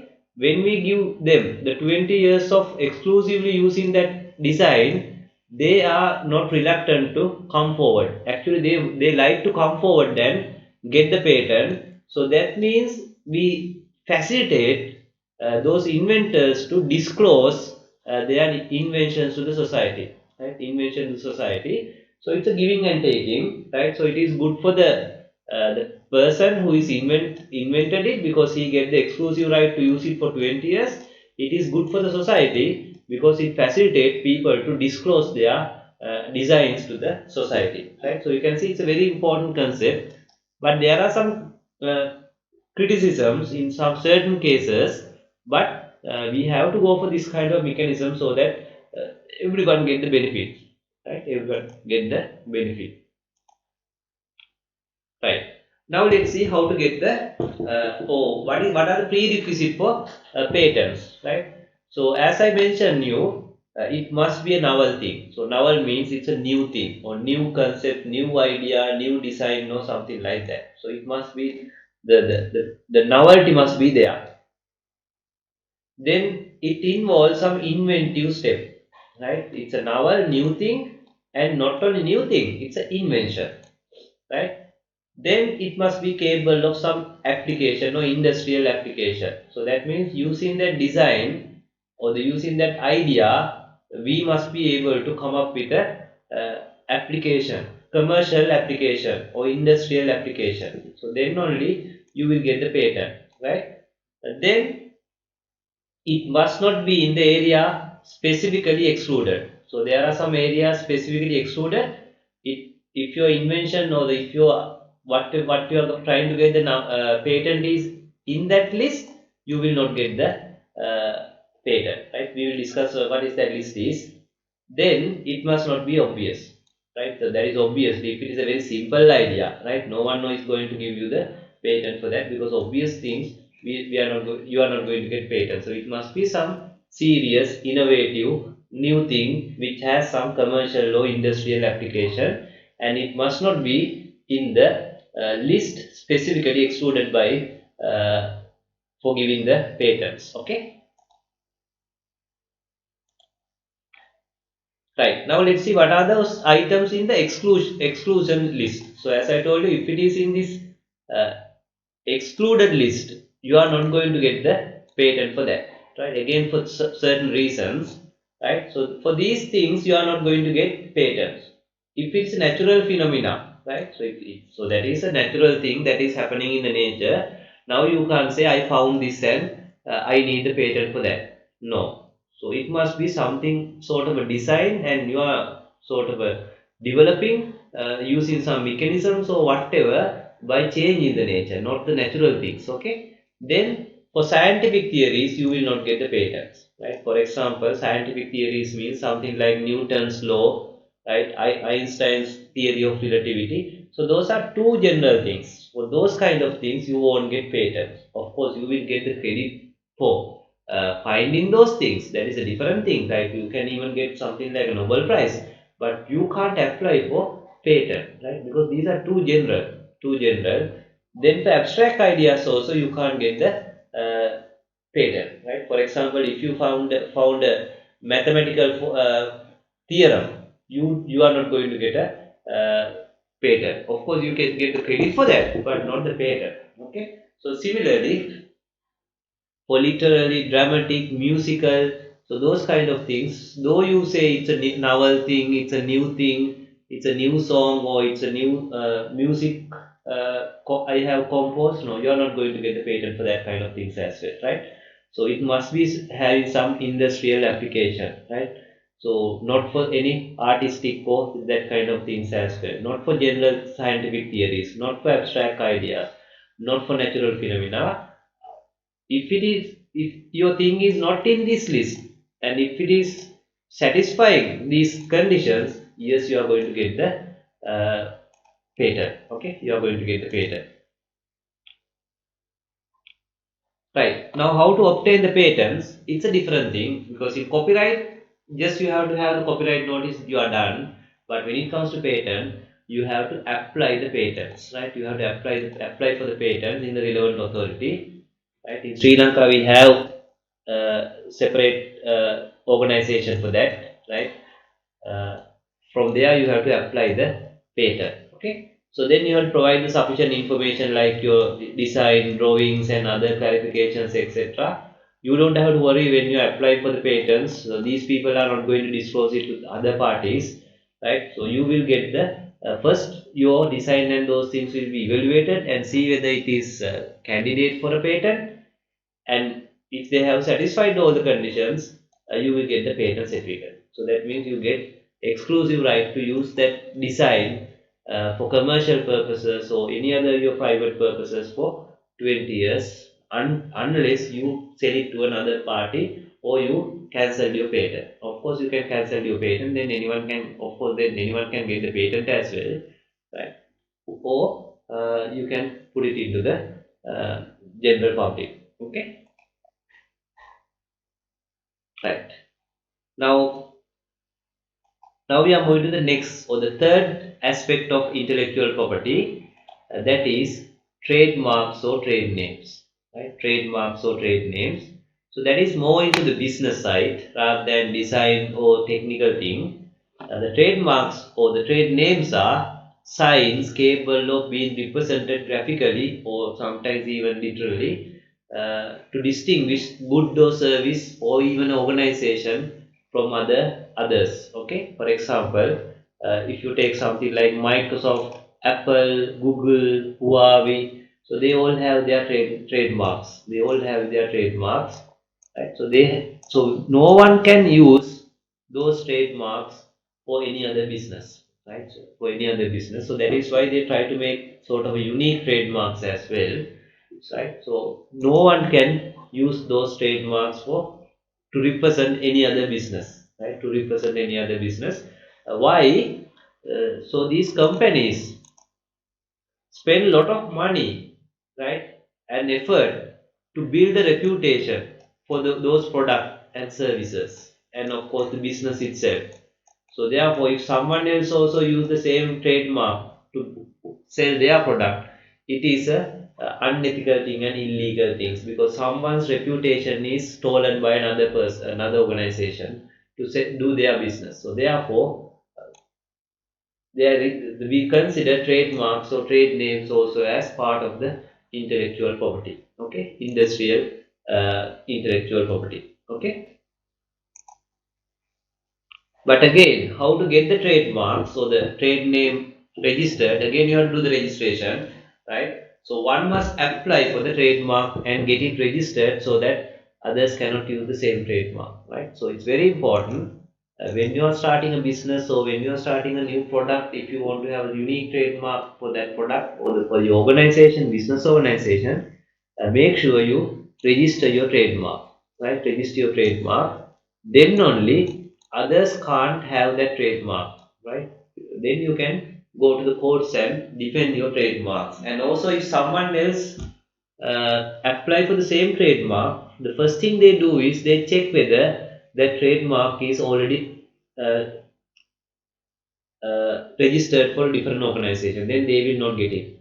By if by mistake another organization is given the same trademark, of course you can go to the courts and get your trademarks right back, so that the others have to others will lose the trademark, the people who register it late. Okay, so likewise, it's very important if you are spending lot of money, investing lot of money for a particular branding, particular organization brand name, so make sure that you have the trademarks registered. Okay. So typically you will get it the registration for 10 years, and always you get the priority to re-register it again. Right. So likewise, you can always renew your trademarks for each 10 year at the end of each 10 year, so that you can keep on retain your trademarks and others can't use it. Okay. So that is very simple, straightforward, but very important if you are going to invest for your business or particular product or service. Otherwise, other people might use your reputation for their benefit.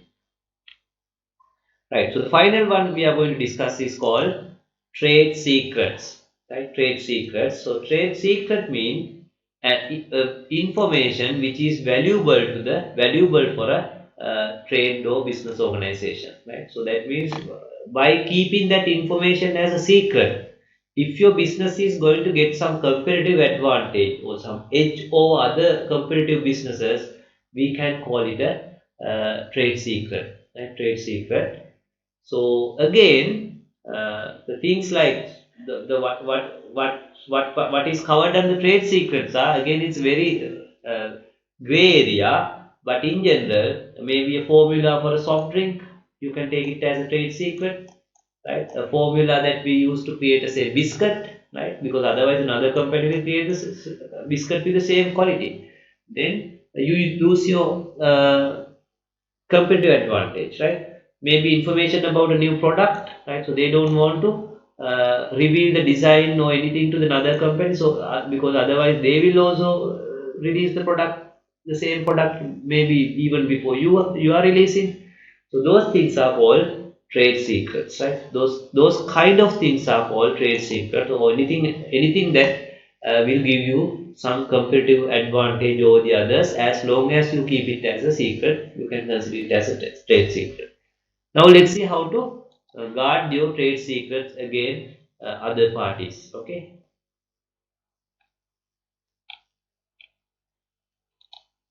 Right. So again, just like copyrights, you don't have to file an application for trade secrets, right?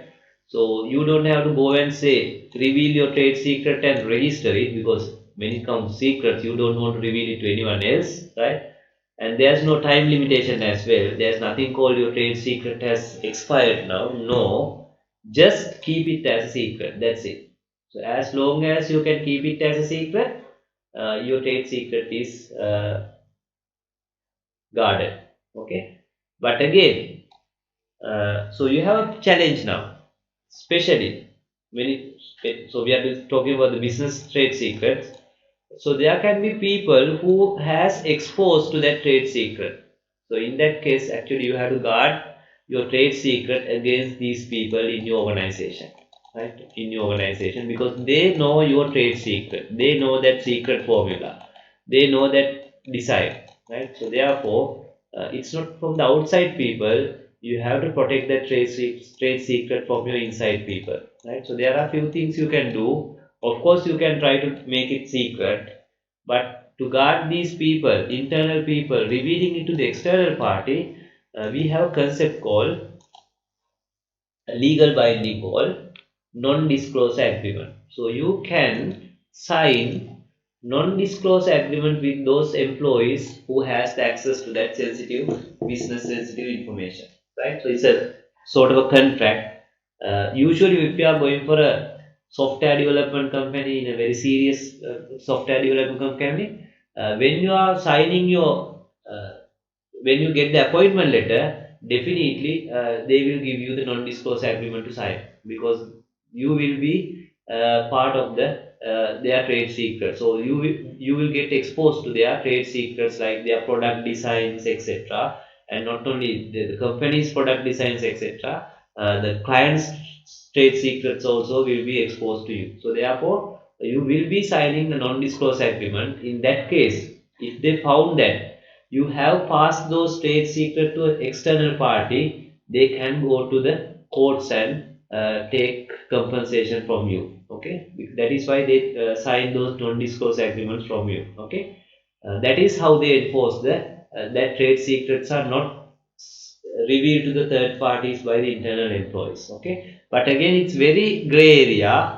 It's very difficult to prove that you or someone else has reveal it to the third party. Okay, so therefore it depends. These organizations heavily depends on the professionalism of the employees to defend their trade secrets, because it's very difficult to go to the courts and defend those same trade secrets.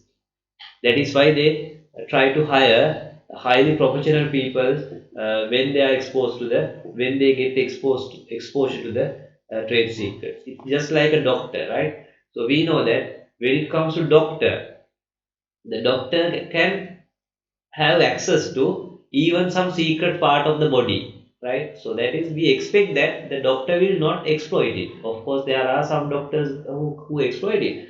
It's the same thing, right? So from professionals, we expect that certain things people will not exploit it, because they have access to some sensitive information, etc. Right? So that is how the trade secret also work. Right? Partially legal binding, but more than that, we expect people to be very ethical. Right? So that is trade secret. Then there are some trade secret related laws, especially in USA and other countries. Of course, in Sri Lanka also, the Intellectual Property Act covers trade secret as well, right? So especially in USA, we have because in the exam they ask this question. The Uniform Trade Secret Act is there. Then the Economic Espionage Act of 1996 is there. So those act guard the organizations against the breach of the trade secret by their employees, especially the employees, because trade secrets are not usually passed to the third parties by employees. So they have that potential, right? So when it comes to Sri Lanka, not only for trade secret, in general, copyrights, patents, trade names or the trademarks and trade secrets are covered by Intellectual Property Law of Sri Lanka, which is the Act number 36 of 2003. You have to remember those things, right? So Act number 36 of 2003, which covers the intellectual properties in Sri Lanka. Okay, so it's a very simple, because the way they have, because I think because the people have very little idea about the intellectual properties. For all these breaches, whether it's a copyright, patent, trade secret, or trade names, they have given the same sort of a punishment. So therefore, it's easier for you to remember that also. That is, if someone is found guilty of copyright, patent violation, trade secret violation, or Trademark violation, you will get a fine not exceeding rupees 500,000 or imprisonment for term not exceeding 6 months or both. Right? So that is anyway maximum. The judges can give you somewhat less thing as well, but that is a maximum. So you better remember that also. The fine not exceeding 500,000, that is 5 lakhs, and imprisonment not exceeding 6 months. So that means maximum of 6 month imprisonment. Okay, right. So that is Sri Lanka under Sri Lankan law. Right. So now we are done with intellectual properties. Right. Now we are moving to another topic. Right. Because we try to finish as much as today. Actually, I'm trying to finish everything today. The privacy and civil liberties. Right. Privacy and civil liberties. So that is another topic in your syllabus. Right. Very small topic anyway. Now let's move on to that one as well. Right. So let's try to understand what is meant by civil liberties. Right. Civil liberties. So civil liberties means in general the liberties or the independence that people in the society expect. Right. So general freedom that people expect. Right. So that is called civil liberties. Okay. So let's see what are those kind of liberties we expect. The first thing is obviously right to life. So we all expect that we can live until we have sort of natural death. That is a number one civil liberty we expect, because uh, there are some countries actually in historically there were situations we didn't have that liberty as well because of the wars and so many things. People used to kill other people, so that means we must be able to live without any issue.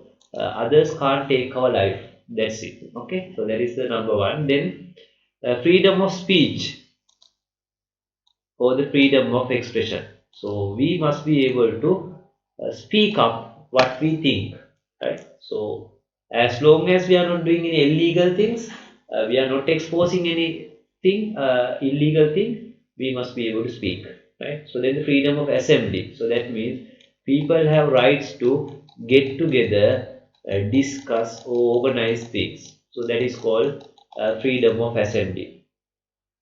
Then the right of privacy, right? So that is also considered as a civil liberty, right? Right of privacy. So we will discuss this later separately. Then the right to equal treatment under the law. So under the law, we expect that everyone will be treated in the same way. And of course, we know that in countries like Sri Lanka, this is never going to happen. But in civilized world, in cultured world, right, in developed world, this is highly regarded by these people. But countries like Sri Lanka, where we have sort of a really primitive type of people, like tribunal type of mindset, we don't have this kind of thing, of course. But civilized countries, civilized society, they consider that every person has the same, is treated in the same way under the law. Okay, so those are called the civil liberties, right? Civil liberties, right? So those are really good things to have in the society. Right? As professionals, we must try to make sure that our society is also moving to this kind of a situation. Okay, this kind of a context, right? Now let's look at, especially we are going to go into details about the privacy only, not the other things much, because other things are more into the politics and other cases, social science, etc. Right, privacy. So in general, privacy means right to be left alone or right to be let alone. So that means you must be have privacy to live alone, do your things privately. Right? So that is called privacy. Right? So it is another terms freedom from interference or intrusion. Freedom from interference or intrusion is called privacy. Right? So when it comes to information privacy, it's sort of a same thing but in different contexts. The right to have some control over how your personal information is collected and used is called information privacy. So that means you have some rights not to reveal certain information to others, right? So that is called information privacy, right? That is called information privacy. Uh, so let's discuss a little bit more detail about that. Okay, right. So when it comes to privacy or the concept of privacy, it's a gray area again. For example, different people consider privacy in different ways, right? Privacy in different ways. For example, we know that in Islam culture, they expect even the women to cover their entire face as well, because they think that that is also privacy. But in all the other cultures, we don't expect that much of privacy, right? That much of privacy. So that is why there's a sort of a conflicting situation, right? So likewise, it has some cultural differences. One culture will consider something as a privacy, another culture will say no, that is not privacy, right? So that is a highly subjective thing, right? Then it overlap with the concept of security as well. So privacy and security has some overlapping, right? So some overlapping. For very good example is if you have a CCTV camera operating, right, in a, say, your neighborhood, or you have it targeted towards the road, right? So then someone will say it is undermining our privacy, right? So that is true. That is true, right? For example, if your CCTV camera is also covering your neighbor's house or garden, you are definitely violating the privacy of your neighbor, right? So that kind of things you have to aware. Some people are not aware of those things. They only think about their security.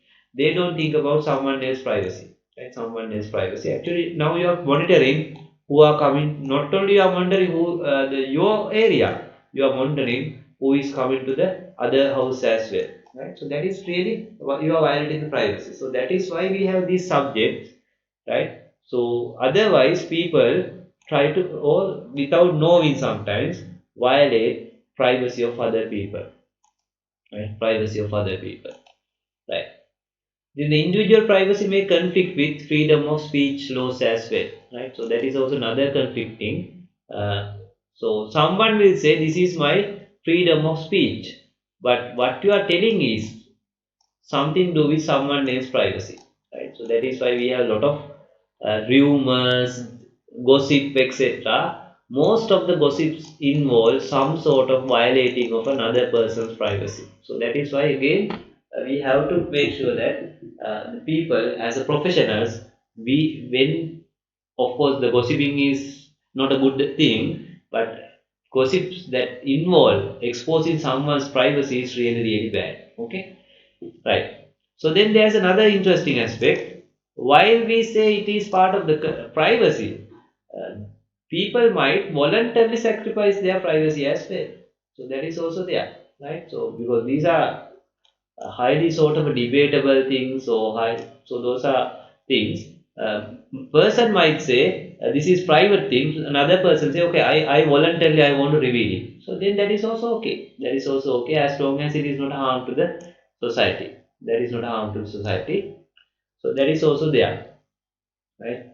So that is why in some countries even the pornography is legalized, right? So that means pornography means revealing someone's privacy, but in those countries that is legal. Why? They think that privacy can be voluntarily sacrificed.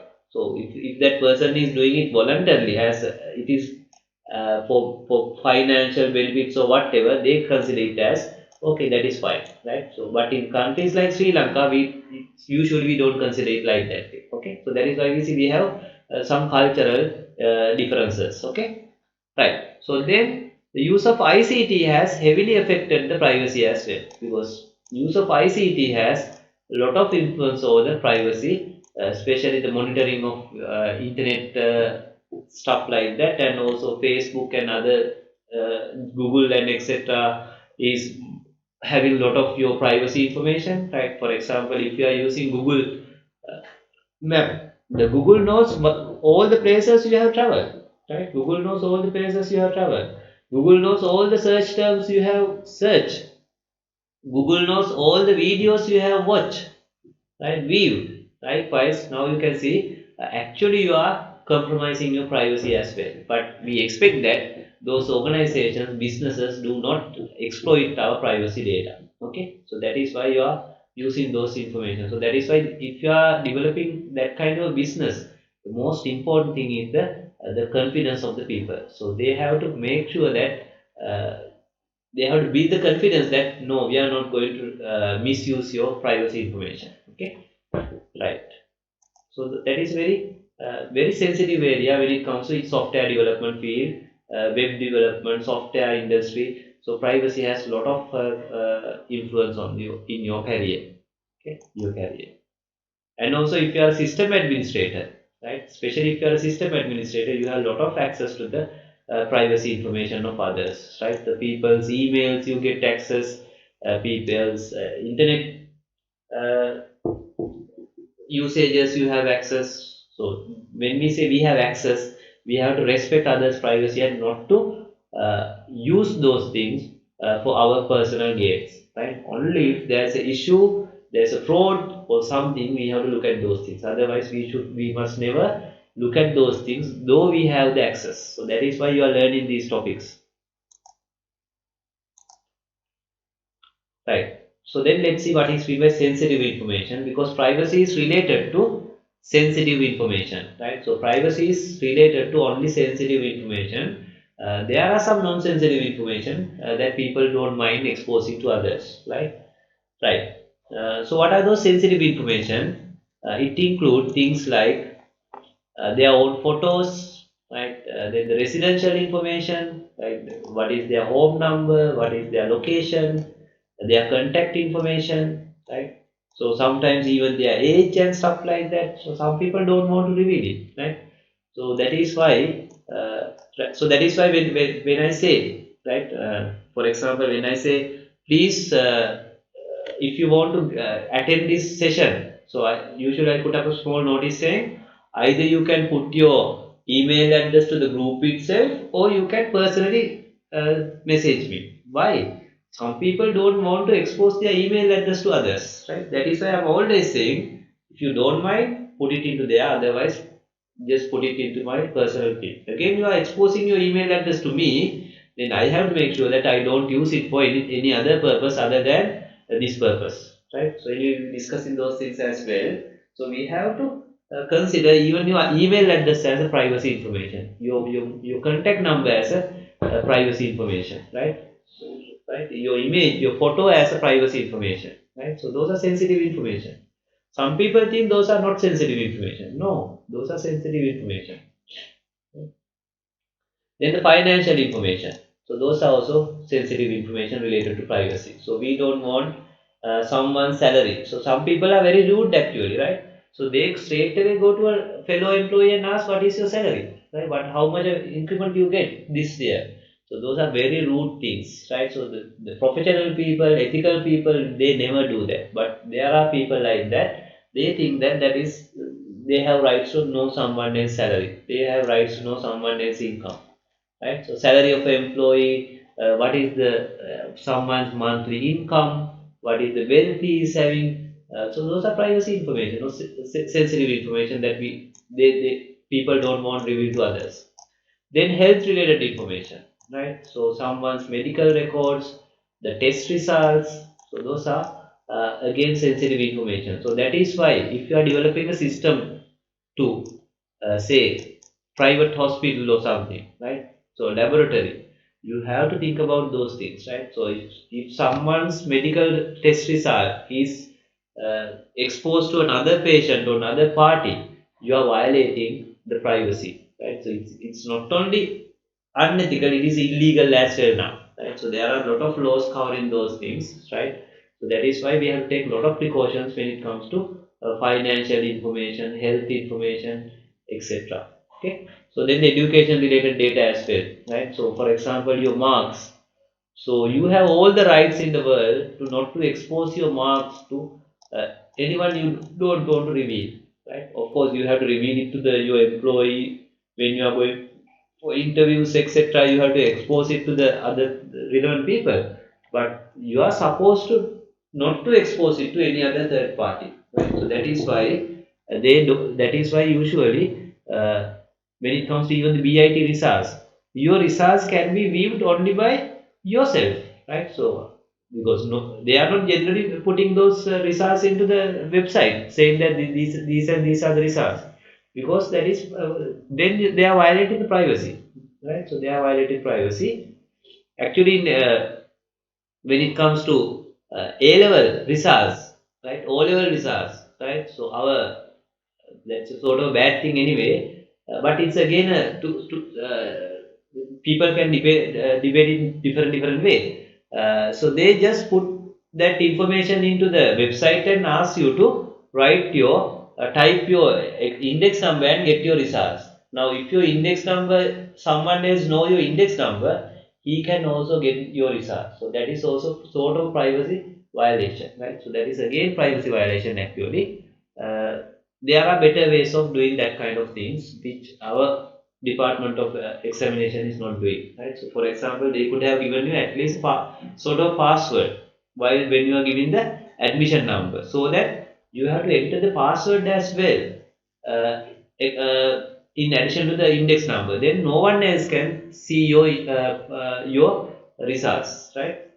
So that kind of things can be done, right? So still we are not respecting the educational related data privacy, right? Right. So then there are some limitations as well, right? When it comes to privacy, there are situations you have to expose even private data, right? So for example, if there's a legal requirement, right, that which required mandatory disclosure, you have to reveal it. You can't say that is my privacy data, right? For example, for taxation, you have to reveal your income to the government. So you can't say income is my financial privacy data. So there are situations where you have to expose those things to the relevant authority, not to the general public. Okay. For example, if there's a criminal investigation, right? So if the police has a specific warrant or whatever, then you have to expose your information, right? So your information or someone else's information. Otherwise, you will be get caught into the legal consequences. So then you can't say that is someone else's privacy data or that is my privacy data. No, you have to expose because there's a it's something to do with some legal requirement of criminal investigation, right? So likewise, there are limitations to the privacy aspect. Right, now let's see some laws related to privacy and civil liberties. So the examiner is really interested about these things, right? So all these laws are from mostly USA and some laws from the UK and some European Union, right? So those are, so we'll take one by one because the examiner is really interested about those things these days. So the first one is called Health Insurance Portability and Accountability Act, right, of 1996, that is called HIPPA, Health Insurance Portability and Accountability Act. So this is directly related to privacy, right? So why we have this particular, not we actually, USA having this particular act is to improve the portability and accountability, continuity of the health insurance coverages. Now we know that when you are taking health insurance, you have to face a medical test, right? So those medical tests will give you some results, right? Your cholesterol, your whether you have any potential heart attacks and stuff like that. So those are basically sensitive information because those are related to your health, right? So this particular act, what it does is it has allow one insurance company to expose those information to another insurance company, right? So that when you change your insurance company, you don't have to go to another medical test unless they specify, right? So that is for your benefit. Actually, that is for the benefit of both the health insurance companies and you, because there will be otherwise additional cost as well. So because it is a sensitive information, it is a privacy information, those laws have specifically allowed, otherwise those things are going to be illegal. So they have specifically allowed certain things, of course with your consent, right, with your agreement. Okay. Right. So that is to improve the portability and continuity of the health insurance coverage. Right. And also it is to reduce fraud, waste and abuse as well. Because people can go for frauds as well. When the insurance companies can share some kind of information, it's very difficult to go for frauds, right? And also it simplify the administration because rather than you get those information over and over, you can get those information from some other or connected or other organization or other insurance company, right? So those things are how to do those things in a very controlled manner are covered in HIPAA Act, right? The Health Insurance Portability and Accountability Act, right? So I'm not going into details about those things. So they have standardized electronic transactions. They have provides how to get the consent from the patient prior to disclosing any information with the medical records, right? So they also require to keep track of everyone who receives the information, right? So for example, if they have given that information to any third party, they must have a record saying we have disclosed it to that third party with the consent of the patient. So they must have record of each and every party they have disclosed that information, so that if there's a something, some sort of a dispute later, they must be able to defend that, right? Defend that, right? So then they must have some security measures to safeguard the privacy information they are keeping, and all those things are covered under health insurance portability accountability act. So in a way it facilitates portability of the data, at the same time it facilitates the privacy of the patients as well, patient or the customers as well, right? Right. So the next one is called Children's Online Privacy Protection Act, or the COPPA, COPPA. Again, USA Act. So it is for, as the name suggests, to protect the children's privacy data. Okay. So especially now there are some websites and applications where even kids can register themselves. Right. For example, if you know that, for example, if it is Facebook, I think you must be 17 years and above to get the account, right? Even for Gmail, I think 17 years. But there are some educational websites where the children itself themselves can log in. So in that case, the Children's Online Privacy Protection Act,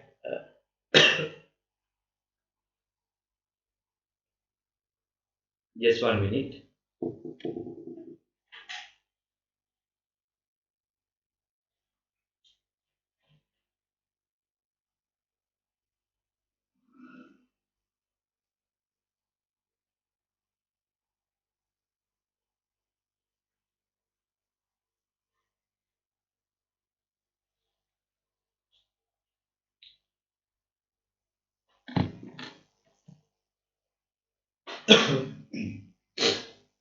Right. In that case, this particular act is going to protect certain aspect of the right of those small kids. Right. For example, so they specify or they sort of enforce notification of the parents or the guardians about collection of data. So without notifying the parents, you can't collect those data, right? And so that means you have to get the parental consent or the parents consent before you collect the data, because those small kids, they don't have they can't take their own decisions, right? So those kind of aspects are covered in Children's Online Privacy Protection Act, or the COPPA, right? Then we have another one, Family Education Rights and Privacy Act, right? So that is again some especially for education information. So in this particular act, now this is again USA. We know that USA is a heavily liberal country. So they have, in this particular act, it gives parents to know about, to get the access of the children's uh, education records, right? Education records. So because it's a very liberal country, otherwise even the parents will not be able to access or ask for the children's education. So that very simply, it's something like the children's marks for the last exam. So if the student says or the child says, don't reveal it to the parents, otherwise there is no way the college can give it to the parents. So because it's a very liberal country where they think about the civil rights, but that is not going to work. So therefore, using this particular act, they have specifically given that right to the parents, because otherwise even the parents are not going to get that right. So therefore, in countries like Sri Lanka, we assume that that right is with the parents, but in countries like USA, that right also given by act. Otherwise, they don't have that act, right as well. Okay, so so what it says is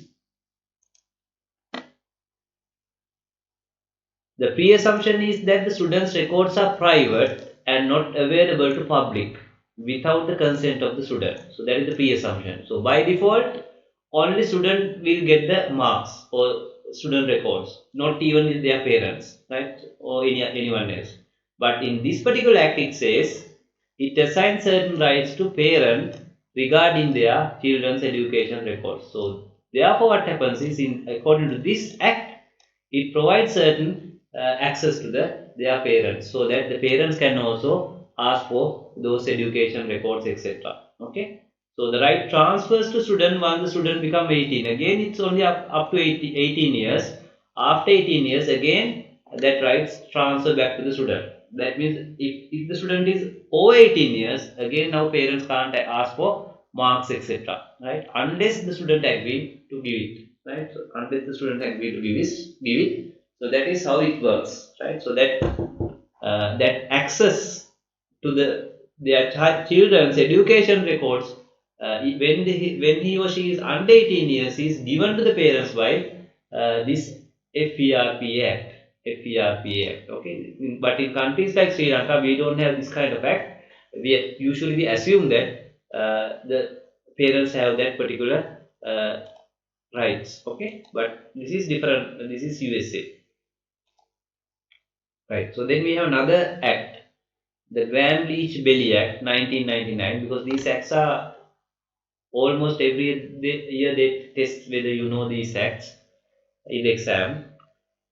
So it is again something to do with the privacy. It establishes guidelines for collection and disclosure of personal financial information. Right. So remember we had another act covering the health information. This is for covering the financial information, collection and disclosure of personal financial information. So it has three rules: the financial privacy rule, a safeguard rule, and pretexting rules. Right. So when it comes to financial privacy rule, it established mandatory guidelines for collection and disclosure of personal financial information by financial organizations. So that means if financial organization is keeping some financial related data, so they have given some mandatory guidelines and guidelines to follow when you are collecting and disclosing those personal information to a third party. So that's sort of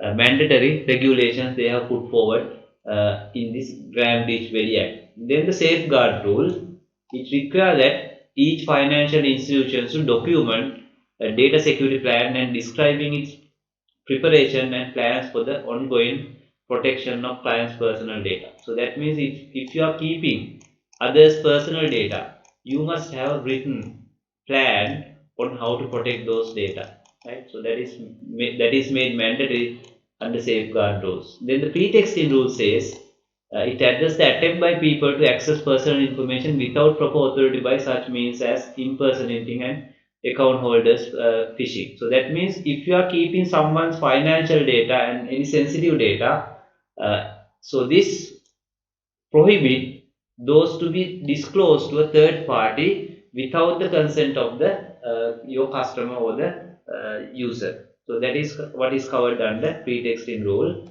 So there are financial privacy rules, a safeguard rule, and the pretexting rule. So at least you are aware that Graham-Leach Billy Act is something to do with the financial data, whereas Family Education Rights and Privacy Act is some to do with the children's educational record. Children's Online Privacy Protection Act is to guard the privacy information of the children. Health Insurance Portability and Accountability Act is something to do with the medical records shared among health insurance companies. Okay, so all those are USA rules. Okay, right. So then we have another concept related to data protection in general. Actually, this was in your old syllabus only, not in the new syllabus. Therefore, you don't have to pay a lot of attention to this one. So there are some good principles when it comes to handling data, especially sensitive data. Not only sensitive data in general, when you are handling data, you have to the person called Younger. He came up with some good practices, right? Good practices. Actually, the UK's Data Protection Act is based on this one, which was in your previous syllabus. So the new syllabus they have not mentioned it, but when you are building a answer, you can use this information, right? So few of those points I will be highlighting.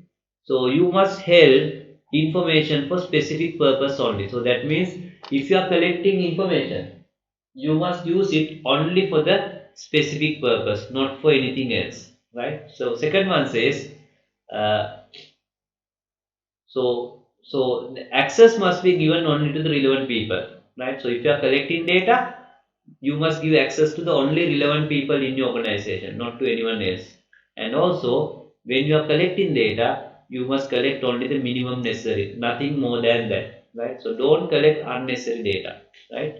And also,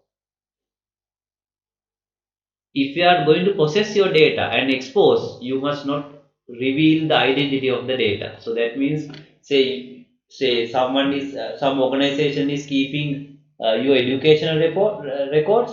They can expose certain things, but not individuals' marks. They can say, okay, this is the average mark for the subject, but not the average mark of a particular student. So that cannot be exposed to the other parties. Okay. So likewise, you must not expose that kind of things. Then subject could be told about the information held. So that means if someone is keeping some privacy data, he must be informed about that, right? Then security to be achieved by system should be specified in advance. So what kind of security measures are taken must be disclosed to the person. So likewise, they have given some best practices, right? So data health should be accurate, care should be taken to coding value judgments. So you must not keep your data more than what is needed. So that means if that data is no longer required, they have to dispose that data also, because otherwise there's a risk. So likewise, so Younger came up with, so we call them Younger's 14 principles of data protection. Okay,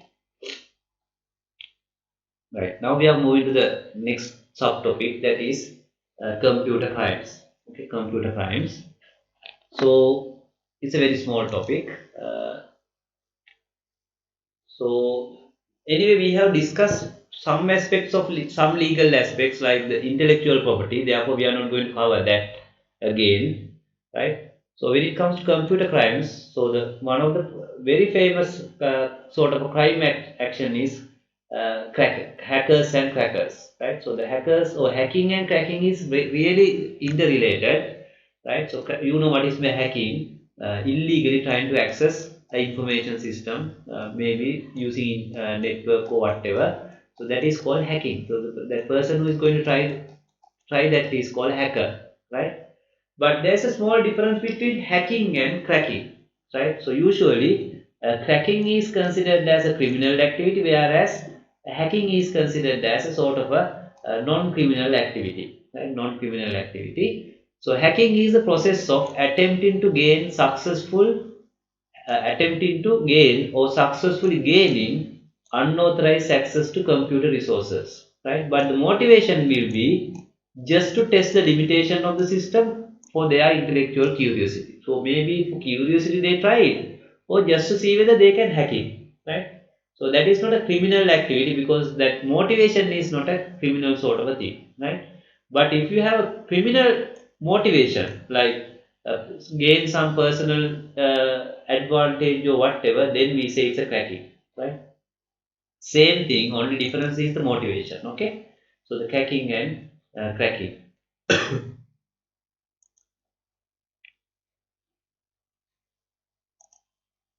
So then we have the identity theft, spreading of viruses, DOS attacks, etc.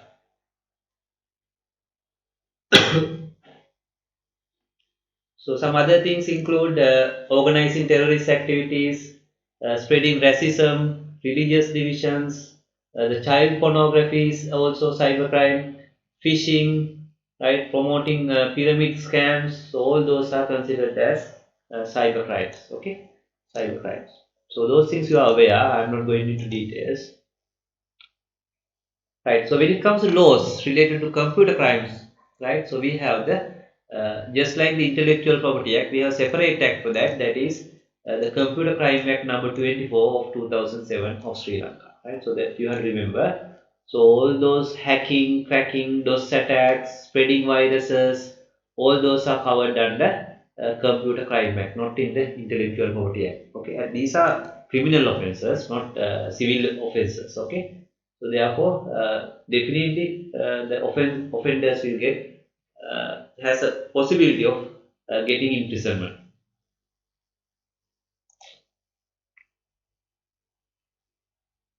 Right. So then, when it comes to security, the cyber, the computer crimes, it's very important you have proper security policies, etc., so that you can guard against those kind of possible attacks. Okay. So I'm not going into details on that.